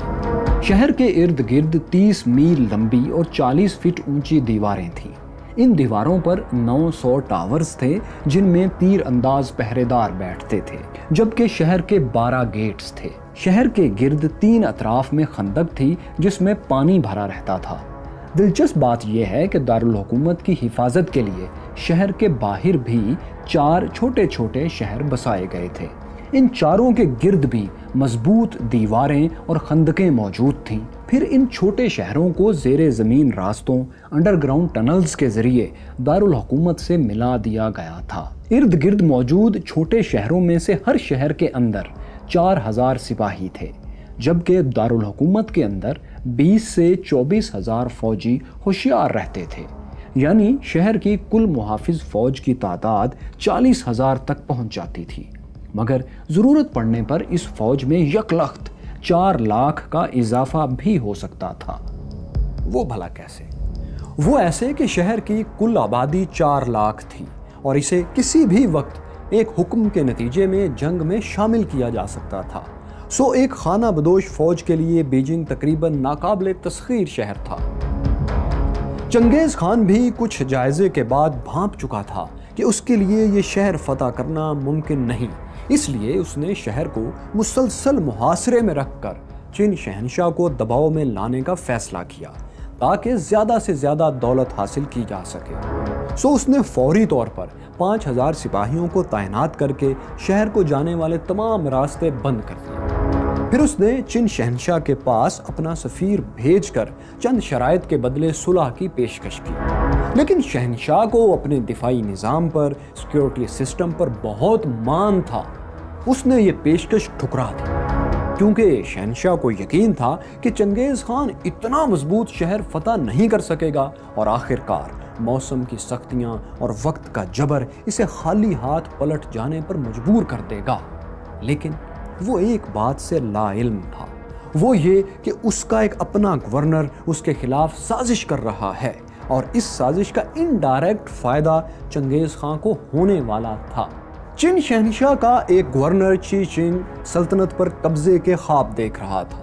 وہ اپنے کچھ ساتھیوں کے ساتھ بیجنگ کی طرف بڑھا اور منگول سپاہیوں سے بچتا بچاتا بیجنگ کے دروازے پر پہنچ گیا۔ اس نے دروازے پر پہنچتے ہی بلند آواز میں کہا، منگول میرے پیچھے لگے ہیں، مجھے بچاؤ، مجھے بچاؤ۔ پہرے داروں نے شہر کے دروازے کھول دیے، لیکن چی چنگ نے شہر میں داخل ہو کر شاہی محل پر دھاوا بول دیا۔ شہنشاہ اور اس کے محافظ اچانک حملے کا وار سہ نہ سکے، یہاں تک کہ چین شہنشاہ، جسے منگول گولڈن خان کہتے تھے، وہ بھی لڑائی میں مارا گیا۔ چی چنگ نے بجائے خود شہنشاہ بننے کے کنگ میکر بننے کو ترجیح دی۔ اس نے چین خاندان کے ایک کمزور شخص کو تخت پر بٹھا دیا اور خود چین سلطنت کا سپریم کمانڈر بن گیا۔ اب چینی تخت پر ایک کٹھ پتلی حکمران بیٹھا تھا، لیکن آرڈر کمانڈر ان چیف سپہ سالار کا چل رہا تھا۔ لیکن اس ساری کاروائی کا فائدہ چنگیز خان کو صرف یہ ہوا کہ چی چنگ نے جب چنگیز خان کے مقابلے کے لیے فوج کی کمان سنبھال لی تو وہ بیمار ہو گیا، لیکن وہ بیماری کی حالت میں بھی جنگ کرنے نکلا۔ وہ ایک چھکڑے پر لیٹ کر منگولوں کے خلاف چینی فوج کی کمان کرتا رہا۔ اس نے لگاتار 2 دن تک منگول فوج کو پیچھے ہٹنے پر مجبور کیا، لیکن اب اس کی صحت مسلسل بگڑ رہی تھی۔ بیماری نے اسے مزید لڑنے کی اجازت نہیں دی۔ چنانچہ تیسرے روز اس نے اپنے ایک کمانڈر، جس کا نام کاؤ تھا، اس کو منگولوں کے مقابلے پر بھیجنے کا فیصلہ کیا۔ لیکن بھیجنے سے پہلے اس نے کاؤ کو دھمکی دی کہ اگر وہ شکست کھا کر لوٹا تو اس کا سر قلم کر دیا جائے گا۔ کاؤ موت کا یہ خوف دل میں لیے میدان جنگ میں گیا اور ہار گیا۔ شکست کے بعد قاؤ شہر کے دروازے پر اپنی سرکٹی لاش عالم تصور میں دیکھنے لگا۔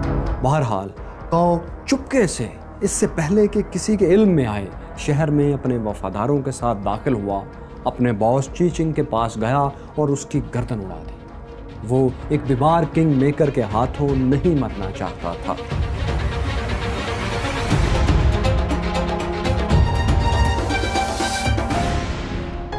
چی چنگ کی موت کی خبر پھیلتے ہی اس کے وفادار سپاہی غصے میں بھر گئے۔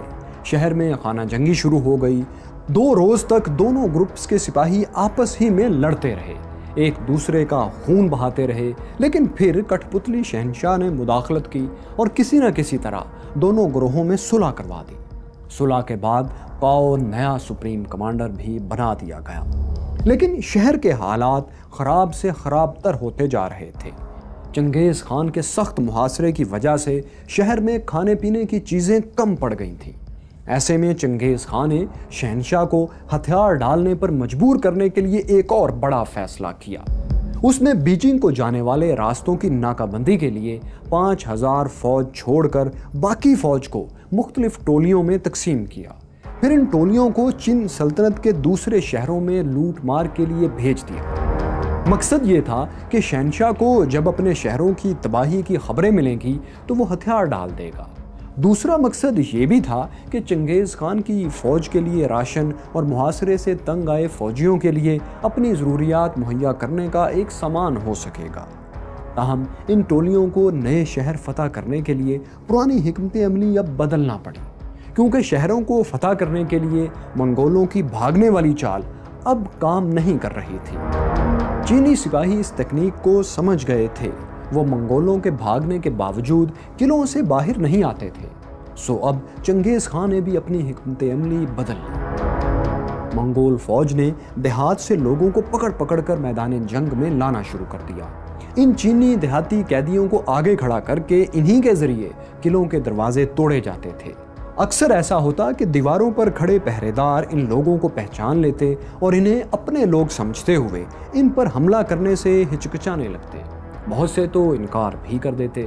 چنانچہ یہ ترکیب زیادہ کامیاب رہی اور شہروں کے دروازے آسانی سے ٹوٹنے لگے۔ جب دروازہ ٹوٹ جاتا تو منگول فوج شہر میں داخل ہو کر اس پر قبضہ کر لیتی، جس کے بعد مفتوح شہر میں بے دردی سے لوٹ مار شروع ہو جاتی، غلام اور لونڈیاں بنائی جاتی، سونے چاندی اور ریشم کی لوٹ کے ڈھیر لگائے جاتے اور جاتے ہوئے کھڑی فصلوں کو آگ لگا دی جاتی۔ یہ ساری خبریں چین شہنشاہ تک پہنچ رہی تھیں۔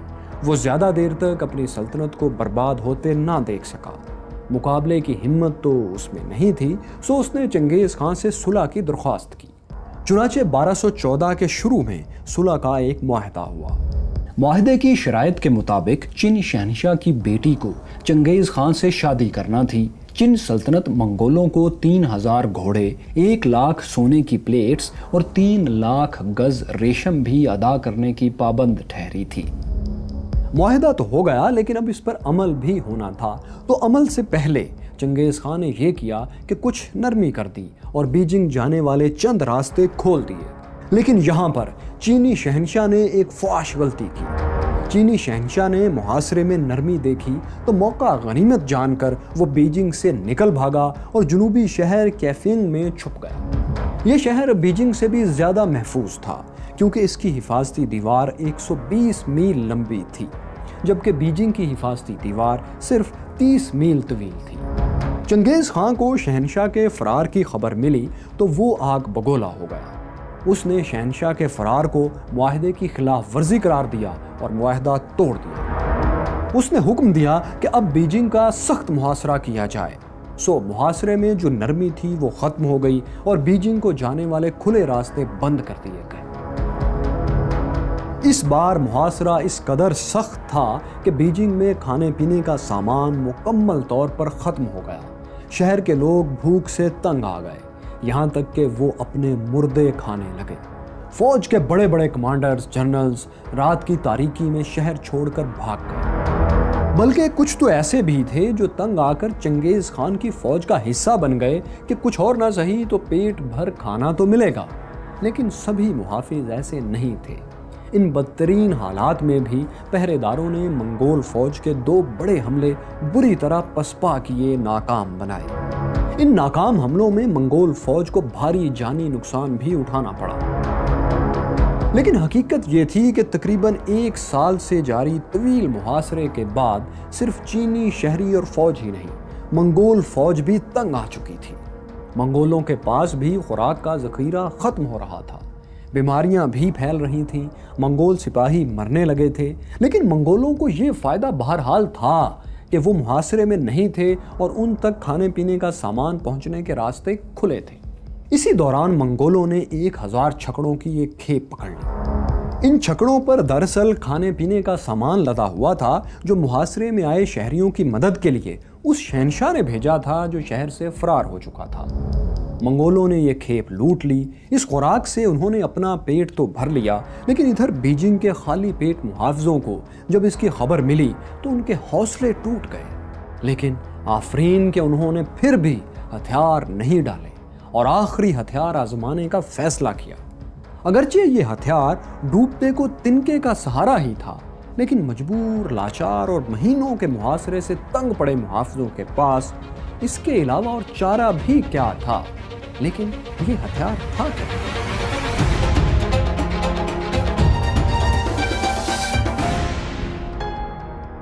چینیوں کے پاس اس وقت ایک ایسا ہتھیار تھا جو دنیا میں شاید ہی کسی اور کے پاس ان دنوں ہو۔ یہ ہتھیار جنگ کا پانسا پلٹ سکتا تھا، لیکن چینیوں کی بدقسمتی کہ انہوں نے اس ہتھیار کو بہتر طور پر استعمال کرنے کی کوئی ترکیب نہیں بنائی تھی۔ یہ ہتھیار تھا بارود۔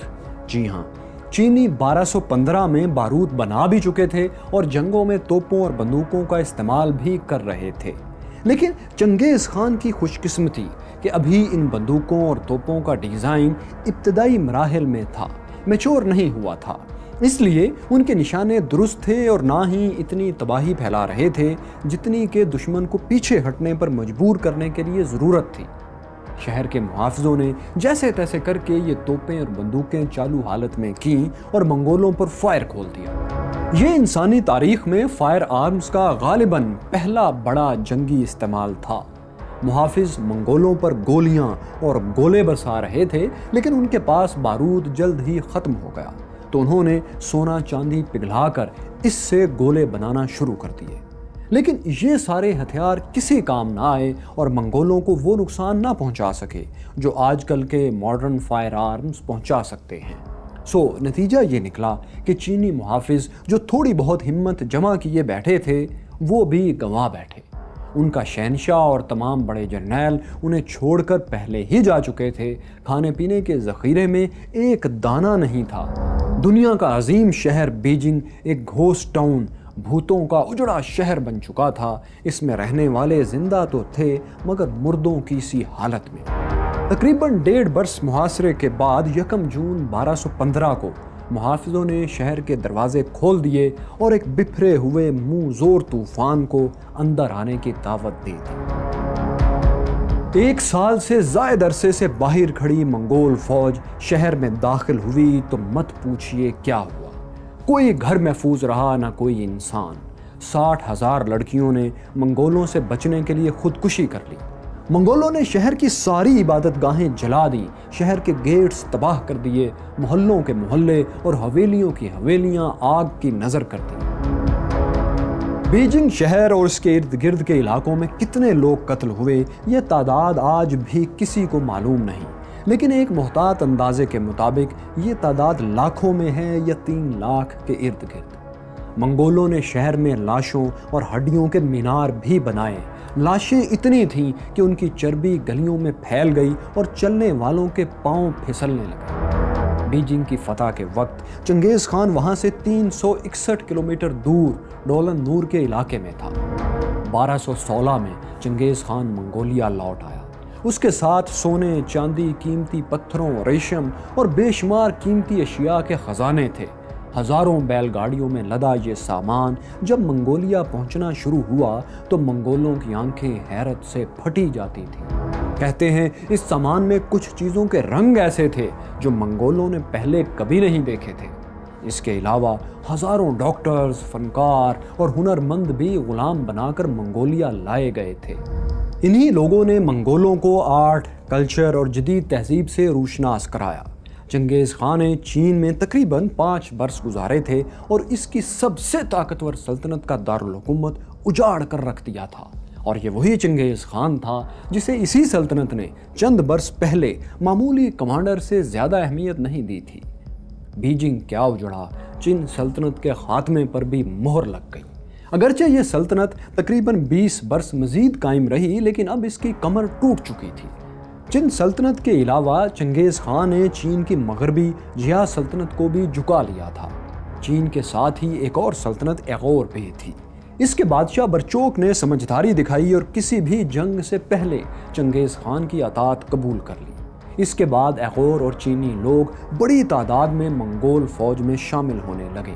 انہی لوگوں نے منگولوں کو منجنیقیں اور دوسرے جنگی آلات تیار کرنا سکھائے۔ انہی سے چنگیز خان نے جنگ کے جدید طریقے بھی سیکھے۔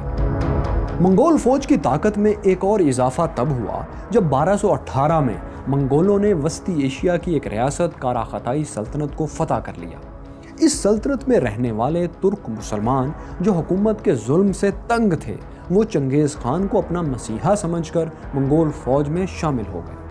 چنگیز خان کی زندگی میں پورے چین پر منگولوں کی حکومت قائم نہیں ہو سکی تھی۔ خاص طور پر جنوبی چین کی سونگ سلطنت بالکل آزاد رہی۔ البتہ اس کے پوتے قبلائی خان کے دور میں منگولوں نے پورے چین پر قبضہ کر لیا تھا، مگر یہ ظاہر ہے چنگیز خان کی زندگی کے بعد کی بات ہے۔ مگر ہاں، چنگیز خان نے اپنی زندگی میں ایک بڑی طاقتور اسلامی سلطنت کو تاخت و تاراج کر دیا تھا۔ یہ سلطنت کون سی تھی؟ چنگیز خان نے ایک طاقتور مسلمان سلطنت پر کیوں حملہ کیا؟ مسلمان زیادہ تعداد میں ہونے کے باوجود کیوں مقابلہ نہ کر سکے؟ اور وہ ایک سپہ سالار کون تھا جو چنگیز خان کے لیے برسوں تک درد سر بنا رہا، اور آخر سر توڑ کوششوں کے باوجود آج تک چنگیز خان کی قبر کا سراغ کیوں نہیں مل سکا؟ یہ سب آپ کو دکھائیں گے، لیکن چنگیز خان کون تھا کی اگلی اور آخری قسط میں۔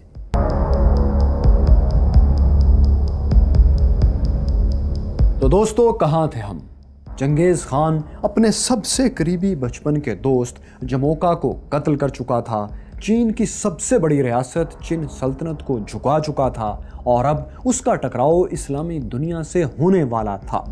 اس نے کہا تھا کہ میری سب سے بڑی خوشی یہ ہے کہ میں اپنے دشمنوں کے ٹکڑے ٹکڑے کروں، ان کے پیاروں کے آنسو دیکھوں اور ان کی بیویوں بیٹیوں کو اپنے قبضے میں کر لوں۔ ہاں، اس نے کیا بھی ایسا ہی۔ اس نے سینٹرل ایشیا سے روس تک ظلم کی ان گنت داستانیں رقم کی، لیکن پھر ایک مسلمان جرنیل نے اسے ایسا سخت چیلنج دیا کہ چنگیز خان کی سلطنت تباہی کے دہانے پر پہنچ گئی۔ کون تھا یہ کمانڈر اور چنگیز خان سے اس کا سامنا کیسا رہا؟ چنگیز خان کی قبر کا کسی کو نشان تک پتہ نہیں، آخر کیوں؟ میں ہوں فیصل وڑائچ اور دیکھو سنو جانو کی منی سیریز چنگیز خان کون تھا کی آخری قسط میں ہم آپ کو یہی سب دکھائیں گے۔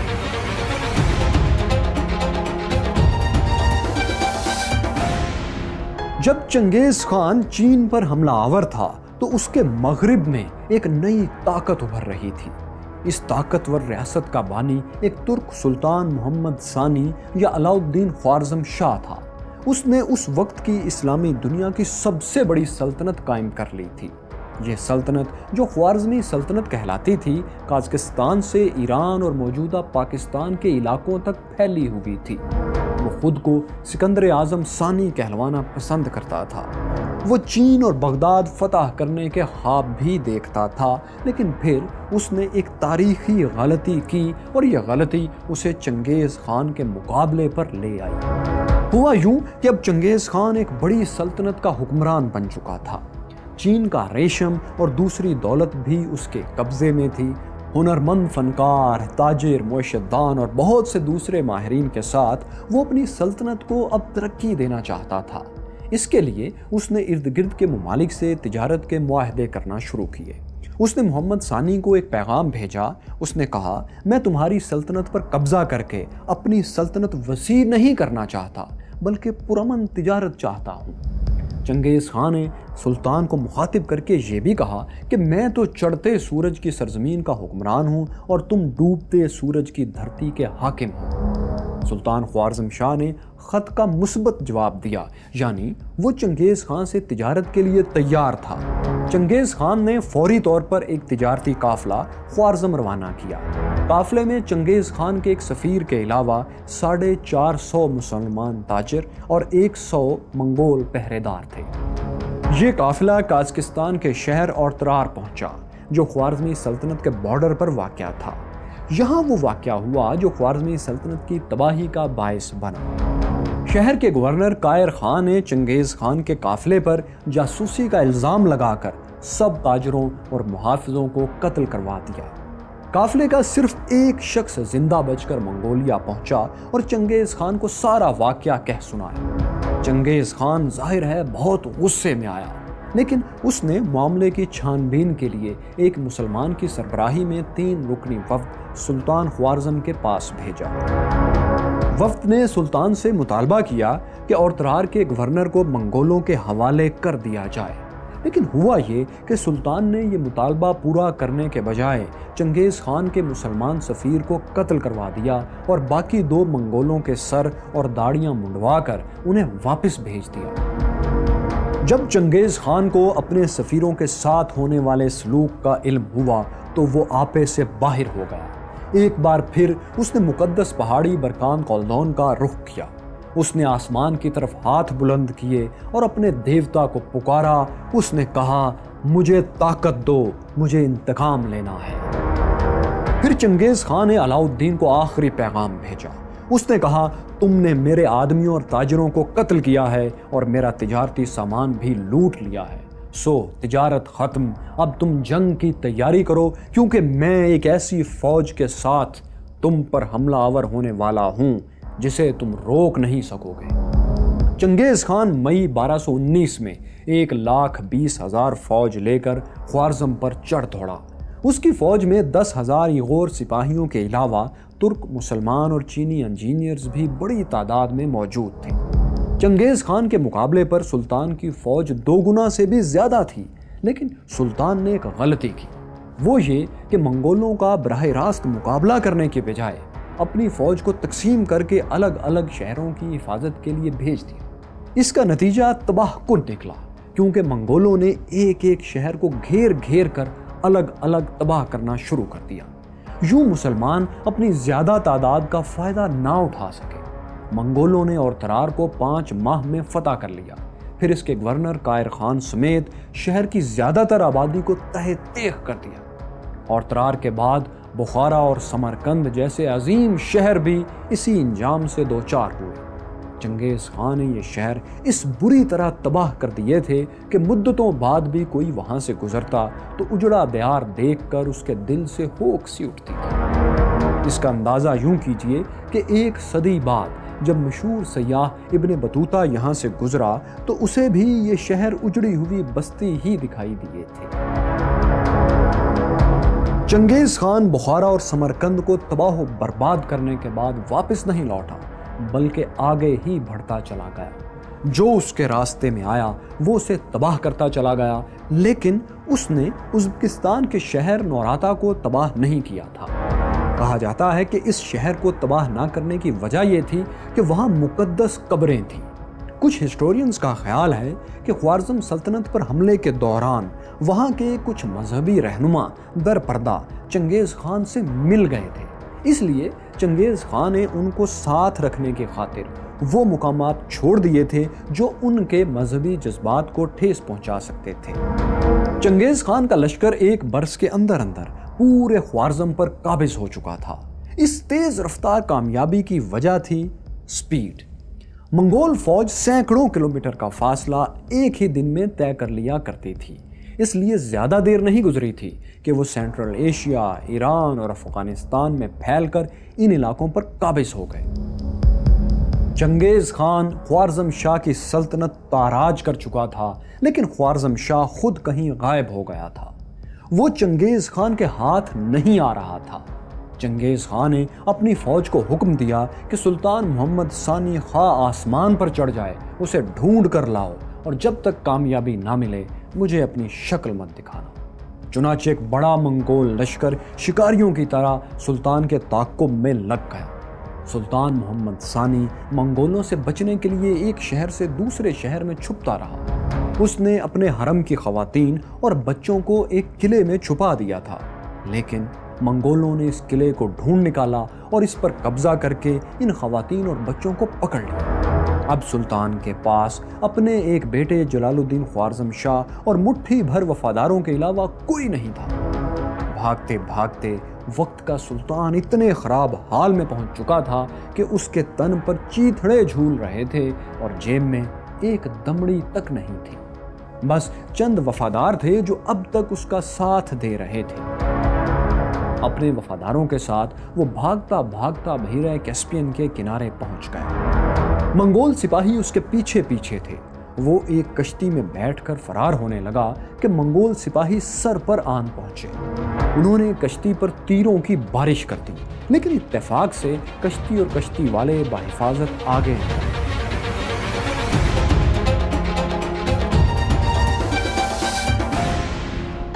پہلے خوارزم کا سلطان ایک شہر سے دوسرے شہر میں چھپتا پھر رہا تھا۔ اب چنگیز خان کے سپاہیوں سے بچتا ہوا وہ ایک جزیرے سے دوسرے جزیرے میں پناہ لیتا پھر رہا تھا۔ منگول کسی بھی جگہ اسے چھوڑنے کو تیار نہیں تھے۔ یہ مسلز، اعصاب اور وقت کی بے رحم جنگ تھی۔ اس جنگ نے سلطان کو نیم پاگل سا کر دیا تھا۔ وہ بہکی بہکی باتیں کرنے لگا تھا۔ اس کے بیٹے جلال الدین اور چند وفاداروں کے لیے اسے سنبھالنا ایک مشکل کام ہوتا جا رہا تھا۔ اسی طرح جان بچاتے، بھاگتے اور چھپتے چھپاتے ایک دن سلطان علاء الدین خوارزم کو نمونیا ہو گیا۔ 10 جنوری 1221 کو سلطان دنیا چھوڑ گیا، اور وہ بھی اس طرح کہ تدفین کے لیے کفن کا کپڑا تک دستیاب نہیں تھا۔ سو اسے اسی کے تن پر موجود چیتھڑوں میں دفن کر دیا گیا۔ لیکن کیا بس یہی کچھ تھا؟ نہیں، ابھی چنگیز خان کے سپاہیوں کی کسر باقی تھی۔ انہیں جب اپنے آقا کا حکم پورا کرنے میں ناکامی ہوئی، یعنی چنگیز خان کے سپاہی سلطان کو زندہ اپنے آقا تک نہ پہنچا سکے، تو انہوں نے سلطان کی قبر ڈھونڈ نکالی، لاش کو باہر نکالا اور اسے آگ لگا دی۔ سلطان کی ماں اور حرم کی خواتین کا جلوس نکالا گیا اور انہیں خوارزمی سلطنت کی تباہی کا ماتم کرنے پر مجبور کیا گیا۔ پھر حرم کی خواتین کو چنگیز خان کے بیٹوں اور جرنیلوں میں تقسیم کر دیا گیا۔ لیکن اس سب میں یہ ہوا کہ سلطان کا بیٹا جلال الدین خوارزم شاہ جان بچا کر نکل گیا۔ وہ چنگیز خان کے سپاہیوں کے ہاتھ نہیں آیا، اسی لیے وہی منگولوں کے خلاف مسلمانوں کی جنگ آزادی کی علامت بن گیا۔ جلال الدین جو اپنے باپ کی موت کے بعد منگولوں کے ہاتھ نہیں آ سکا تھا، وہ بھی افغانستان پہنچنے کی اب فکر میں تھا، کیونکہ وہاں اس کے ہزاروں حامی غزنی میں جمع ہو رہے تھے۔ غزنی اس وقت تک آزاد تھا اور وہاں ابھی تک منگولوں کا کنٹرول نہیں ہوا تھا۔ چنانچہ جلال الدین اپنے مٹھی بھر ساتھیوں کے ساتھ بحیرہ کیسپیئن سے نکلا اور ترکمانستان پہنچا۔ ترکمانستان سے اسے افغانستان پہنچنا تھا، لیکن راستے میں منگولوں کے فتح کیے ہوئے بہت سے قلعے بھی آتے تھے، ان کی ٹولیاں بھی موجود تھیں۔ سو ایسے میں وہ انہیں بھی شکست دیتا ہوا آگے بڑھتا رہا۔ اس نے نیسا کے قلعے پر قابض 700 منگولوں کو موت کے گھاٹ اتار دیا۔ منگولوں کے چھوٹے چھوٹے دستوں کو شکست دیتا اور اپنا راستہ صاف کرتا ہوا وہ اسی سال یعنی 1221 میں غزنی پہنچ گیا۔ یہاں خوارزمی سلطنت کے 50,000 سپاہیوں نے اس کی وفاداری کا حلف لیا۔ منگولوں کے خلاف جنگ میں ایک جرنیل تیمور ملک بھی اس کے ساتھ تھا۔ تیمور ملک سلطان محمد ثانی کے دور میں فرغانہ کے علاقے خجنند کا گورنر تھا۔ یہ علاقہ آج تاجکستان کا دوسرا بڑا شہر ہے۔ اس نے 1000 سپاہیوں کے ساتھ ایک جزیرے پر مورچہ بند ہو کر منگولوں کا خوب مقابلہ بھی کیا تھا۔ اس کے بعد وہ منگولوں کا گھیرا توڑ کر افغانستان کی طرف فرار ہو گیا، اور جب جلال الدین غزنی پہنچا تو کچھ دیر بعد یہی تیمور ملک بھی 30,000 سپاہیوں کے ساتھ وہاں پہنچ گیا۔ یہ سپاہی اس نے راستے سے بھرتی کیے تھے۔ اس کے پہنچنے سے جلال الدین کی قوت اور بڑھ گئی۔ یوں غزنی میں تقریباً 80,000 کے قریب فوج منگولوں سے مقابلے کے لیے تیار تھی۔ اس سے پہلے کہ چنگیز خان کا مقابلہ جلال الدین خوارزم سے ہوتا، جنگ کی ہولناکیاں چنگیز خان کے گھر تک پہنچنے لگیں۔ اس کا ایک داماد توکوچار ایرانی شہر نیشاپور کے محاصرے میں مارا گیا۔ چنگیز خان کے لیے یہ خبر ایک المناک حادثہ تھی۔ اس نے اپنے بیٹے تولی خان کو بدلہ لینے کے لیے نیشاپور بھیجا۔ تولی خان نے نیشاپور کو گھیر کر اس کے گرد سینکڑوں منجنیقیں نصب کر دی، پھر شہر پر پتھروں کی بارش کر کے حفاظتی دیواروں کے پرخچے اڑا دیے۔ اس کے بعد منگول فوج شہر میں داخل ہوئی۔ منگول لشکر کے ساتھ چنگیز خان کی بیوہ بیٹی بھی تھی، جس کی آنکھوں میں بدلے کا خون تھا اور ہونٹوں پر انتقام انتقام انتقام کی صدائیں تھیں۔ وہ فوج کو جوش دلا رہی تھی اور فوج جوش کھا رہی تھی۔ چنگیز خان کے داماد کا انتقام یوں لیا گیا کہ پہلے شہر کی انسانی آبادی کو قتل کیا گیا، پھر شہر کے کتوں، بلیوں اور چوہوں تک کو مار دیا گیا۔ ابھی چنگیز خان کی فوج اس کے داماد کا انتقام لے رہی تھی کہ ایک اور واقعہ ہو گیا۔ افغانستان میں بامیان کے قلعے کے باہر چنگیز خان کا چہیتا پوتا مغیتوگین بھی تیر لگنے سے مارا گیا۔ اپنے داماد کی موت کے بعد چنگیز خان کے لیے یہ دوسرا بڑا جذباتی صدمہ تھا۔ غصے میں بپھرا ہوا چنگیز خان خود فوج لے کر بامیان پہنچا اور بالکل نیشاپور کی طرح بامیان کی بھی اینٹ سے اینٹ بجا دی۔ چنگیز خان نے حکم دیا کہ بامیان میں کوئی ایسی چیز باقی نہ بچے جو سانس لیتی ہو۔ سو انسانوں کو قتل کرنے کے بعد تمام جانور حتیٰ کہ کیڑوں مکوڑوں تک کو ڈھونڈ ڈھونڈ کر ختم کر دیا گیا۔ حاملہ خواتین کے پیٹ چاک کیے گئے اور بچے نکال کر انہیں کاٹ دیا گیا۔ بامیان یوں برباد ہوا کہ لوگ برسوں تک اسے منحوس شہر کے نام سے یاد کرتے رہے۔ نیشاپور اور بامیان میں کامیابی اور خوف کے جھنڈے گاڑنے کے بعد اب منگولوں کا مقابلہ تھا جلال الدین خوارزم شاہ سے۔ چنگیز خان نے اپنے ایک جرنیل کو 40,000 سے زائد کا لشکر دے کر جلال الدین کے تعاقب میں روانہ کیا۔ افغان علاقے پروان کے قریب جلال الدین خوارزم منگول فوج کے مقابلے میں آیا، لیکن یہاں منگول فوج کو ایسی عبرتناک شکست ہوئی کہ ان کا لشکر سر پر پاؤں رکھ کر میدان جنگ سے بھاگ گیا۔ یہ مسلمانوں کے ہاتھوں چنگیز خان کے کسی بھی لشکر کی پہلی ہار تھی۔ اس لڑائی میں بہت سے منگول فوجی قیدی بھی بنائے گئے تھے۔ ان قیدیوں سے جلال الدین کی فوج نے گن گن کر بدلے لیے۔ کئی منگولوں کے کانوں میں کیل ٹھونک دیے گئے، بہت سوں کو غصے میں بکھرے ہوئے شہریوں کے حوالے کر دیا گیا۔ شہریوں نے منگول قیدیوں کے ٹکڑے اڑا دیے، کسی کو گھسیٹ گھسیٹ کر مار ڈالا اور کسی کو پیٹ پیٹ کر موت دے دی۔ جلال الدین خوارزم جو اپنی سلطنت، اپنے باپ اور خواتین کا انجام انہی منگولوں کے ہاتھوں دیکھ چکا تھا، اب انہیں بے بسی کی موت مرتا دیکھ کر مسکرا رہا تھا، یہاں تک کہ اس نے کئی قیدیوں کے سر اپنے ہاتھوں سے قلم کیے۔ اب ٹیبلز ٹرن ہو چکے تھے، منگول سپاہیوں کو وہ موت نصیب ہو رہی تھی جو وہ دوسروں کو دیا کرتے تھے۔ منگولوں کی شکست اور ان کے قیدیوں کے قتل عام نے ان کے ناقابل شکست ہونے کا بھرم بھی توڑ دیا تھا اور پوری اسلامی دنیا میں ان کے خلاف ایک نیا جوش اور فتح کی امید بھر گئی تھی۔ افغانستان سے ایران اور سینٹرل ایشیا تک مسلمانوں نے منگولوں کے خلاف ہتھیار اٹھا لیے تھے۔ جن جن شہروں میں منگول گورنرز اور سپاہی تعینات تھے، وہاں ان کے خلاف بغاوتیں ہونے لگیں اور کئی جگہوں پر انہیں قتل بھی کیا جانے لگا۔ غرض کہ خوارزمی سلطنت میں چنگیز خان کے خلاف جنگ آزادی شروع ہو گئی۔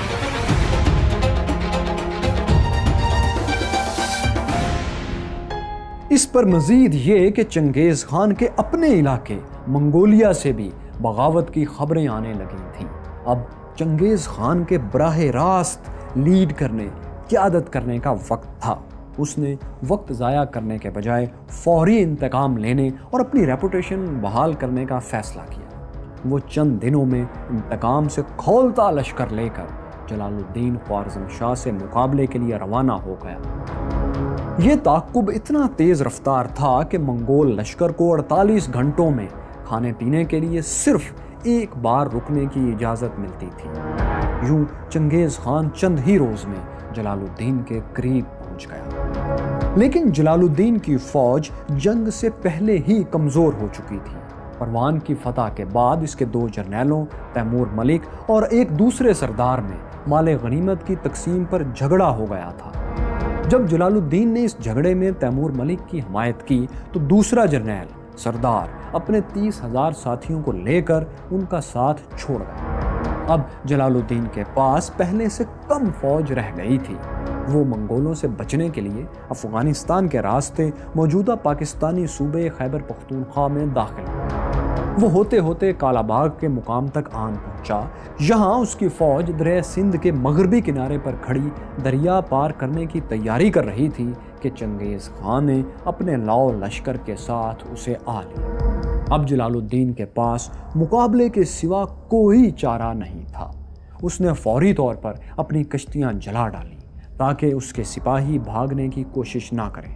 پھر اس نے اپنے پاس موجود سونا، چاندی اور ہیرے جواہرات بھی دریائے سندھ میں پھینک دیے۔ اس کے بعد وہ خود تلوار لے کر میدان میں کود پڑا۔ دوپہر تک دونوں فوجوں میں گھمسان کا رن پڑا۔ جلال الدین کے ساتھی ایک ایک کر کے قربان ہوتے رہے، حتیٰ کہ اس کا وفادار جرنیل تیمور ملک بھی جان کی بازی ہار گیا۔ جب جلال الدین نے اپنے لشکر کو ہارتے دیکھا اور بچاؤ کی کوئی صورت بھی سامنے نہیں تھی تو وہ گھوڑے کے ساتھ دریائے سندھ کے کنارے ایک چٹان پر چڑھ گیا۔ پھر اس نے 60 فٹ کی بلندی سے دریا میں چھلانگ لگا دی۔ دریا کے تیز بہاؤ نے جلال الدین کو اپنے ساتھ بہانا شروع کر دیا۔ جلال الدین باہر نکلنے کے لیے بری طرح ہاتھ پاؤں مار رہا تھا۔ چنگیز خان دریا کے اونچے کنارے پر کھڑا یہ منظر دیکھ رہا تھا۔ اس کے تیر انداز جلال الدین کو موت کی نیند سلانے کے لیے نشانہ لے رہے تھے۔ وہ کمانوں میں تیر کھینچ چکے تھے، لیکن چنگیز خان نے ہاتھ کھڑا کر کے انہیں روک دیا۔ اس نے جلال الدین کی طرف دیکھتے ہوئے کہا، ایسے بہادر بیٹے کا حق تھا کہ اسے زیادہ شاندار باپ ملتا۔ تیر اندازوں نے کمانیں جھکا لی اور جلال الدین گھوڑے سمیت دریا پار کر گیا۔ دریا سے نکل کر اس نے دہلی کے سلطان التتمش سے رابطہ کیا اور چنگیز خان کے خلاف مدد مانگی، مگر التتمش پر چنگیز خان کا اتنا خوف طاری تھا کہ اس نے جلال الدین کی مدد سے انکار کر دیا۔ ادھر چنگیز خان نے خود تو دریائے سندھ پار نہیں کیا، مگر جلال الدین کی تلاش کے لیے اپنی فوج آگے بھیج دی۔ منگولوں نے پنجاب سے سندھ تک قتل و غارت کا بازار گرم کر دیا تھا۔ منگولوں نے ملتان کا بھی محاصرہ کیا، لیکن ملتان کی گرمی! ہر طرح کے موسم کا مقابلہ کرنے والے منگول ملتان کی گرمی سے گھبرا گئے۔ انہوں نے محاصرہ اٹھایا اور واپس لوٹ گئے۔ چنگیز خان ہندوستان سے گزر کر چین جانا چاہتا تھا، لیکن خوارزم میں بغاوت کی وجہ سے وہ اپنا ارادہ ترک کر کے سینٹرل ایشیا واپس چلا گیا۔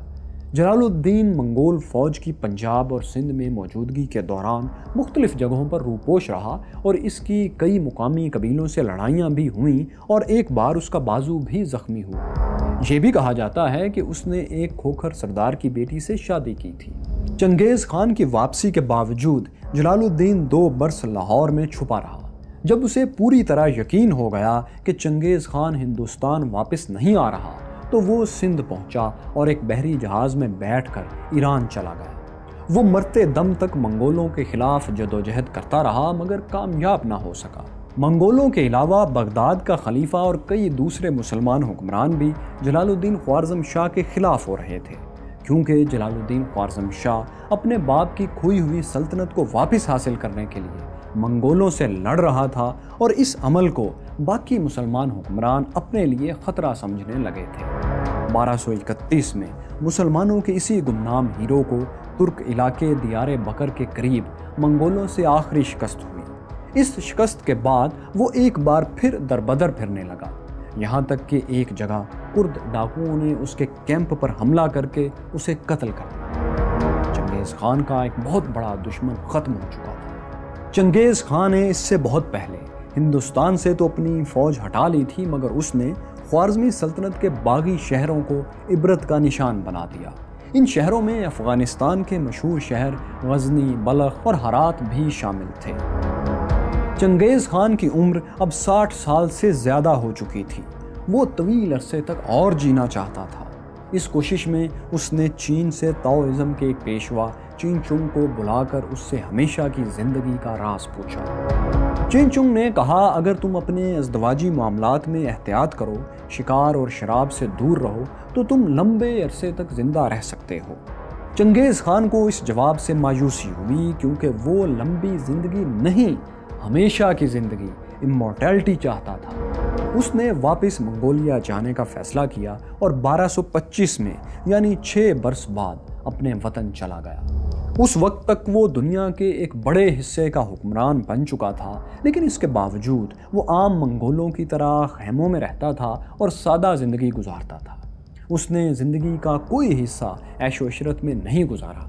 یہی نصیحت وہ اپنے بعد آنے والوں کو کیا کرتا تھا۔ ایک بار اس نے کہا تھا، ہمارے بعد ہماری نسل کے لوگ سونے کے لباس پہنیں گے، مزیدار کھانے کھائیں گے، سجے ہوئے گھوڑوں پر سفر کریں گے، ان کی بیویاں خوبصورت ہوں گی، اور وہ بھول جائیں گے کہ ہمارا ان پر کیا حق ہے۔ چنگیز خان کو اپنے سب بیٹوں میں جوچی خان سب سے زیادہ پسند تھا، حالانکہ وہ اس کا حقیقی بیٹا نہیں تھا بلکہ مرکد قبیلے کی اولاد تھا۔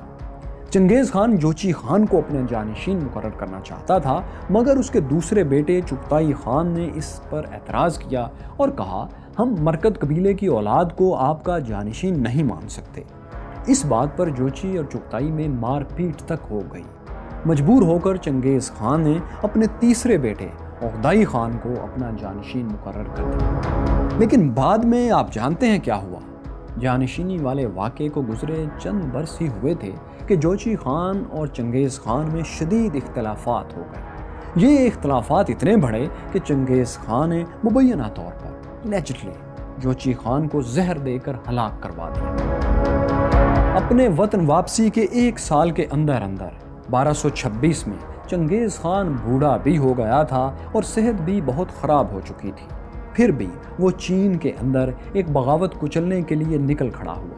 اس نے 1 برس کے درمیان یہ بغاوت تو کچل دی، لیکن کہتے ہیں کہ جنگ کے دوران ایک تیر اس کی ٹانگ میں پیوست ہو گیا۔ یہ بھی کہا جاتا ہے کہ ایک شکار کے دوران وہ گھوڑے سے گر کر زخمی ہوا تھا، اسے گہری اندرونی چوٹیں لگی تھیں۔ وہ ابھی ہرگز مرنا نہیں چاہتا تھا، لیکن زخم میں انفیکشن پھیل گئی اور یہ زہر پھیلتے پھیلتے اس کے رگو پے میں سرایت کر گیا۔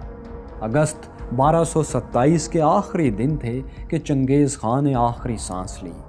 65 سالہ بوڑھا چنگیز خان اپنے آبائی علاقوں سے بہت دور ایک بغاوت کچل چکا تھا، لیکن زندگی کی بازی ہار گیا تھا۔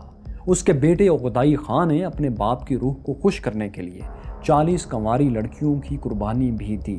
اس کی لاش کو منگولیا میں اسی دریائے عنان کے کنارے پر واپس لایا گیا، جہاں کبھی اس نے یسوگئی کے خیمے میں آنکھ کھولی تھی، اور یہیں اسے دفن کر دیا گیا۔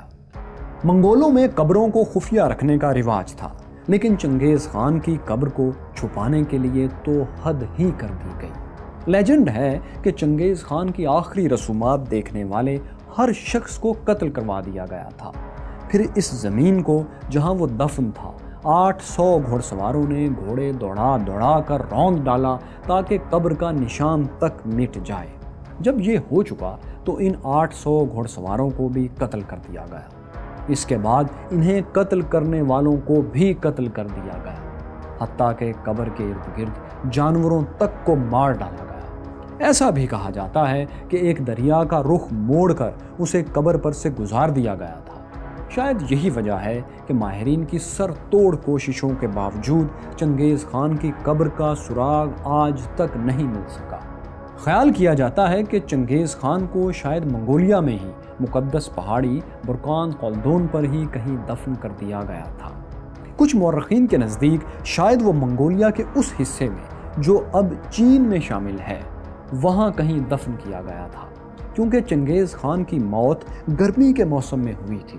منگول لاش کو اتنی دور دریائے عنان کے پاس نہیں لے جا سکتے تھے، انہیں لاشوں کو محفوظ کرنے کا طریقہ بھی نہیں آتا تھا، اس لیے ممکنہ طور پر چنگیز خان کی لاش چین میں ہی کہیں نامعلوم مقام پر دفن ہے۔ لیکن صرف چنگیز خان ہی کیوں، اس کے بیٹے پوتے مونکے خان اور قبلائی خان سمیت اہم ترین منگول سرداروں کی قبروں کے بارے میں بھی کسی کو معلوم نہیں، حالانکہ بلا شبہ وہ تاریخ کے ناقابل فراموش کرداروں میں سے تھے۔ آج چنگیز خان کو جدید منگولیا کا بانی اور قومی ہیرو سمجھا جاتا ہے۔ منگولیا کی کرنسی پر بھی چنگیز خان کا سکیچ پرنٹ کیا جاتا ہے۔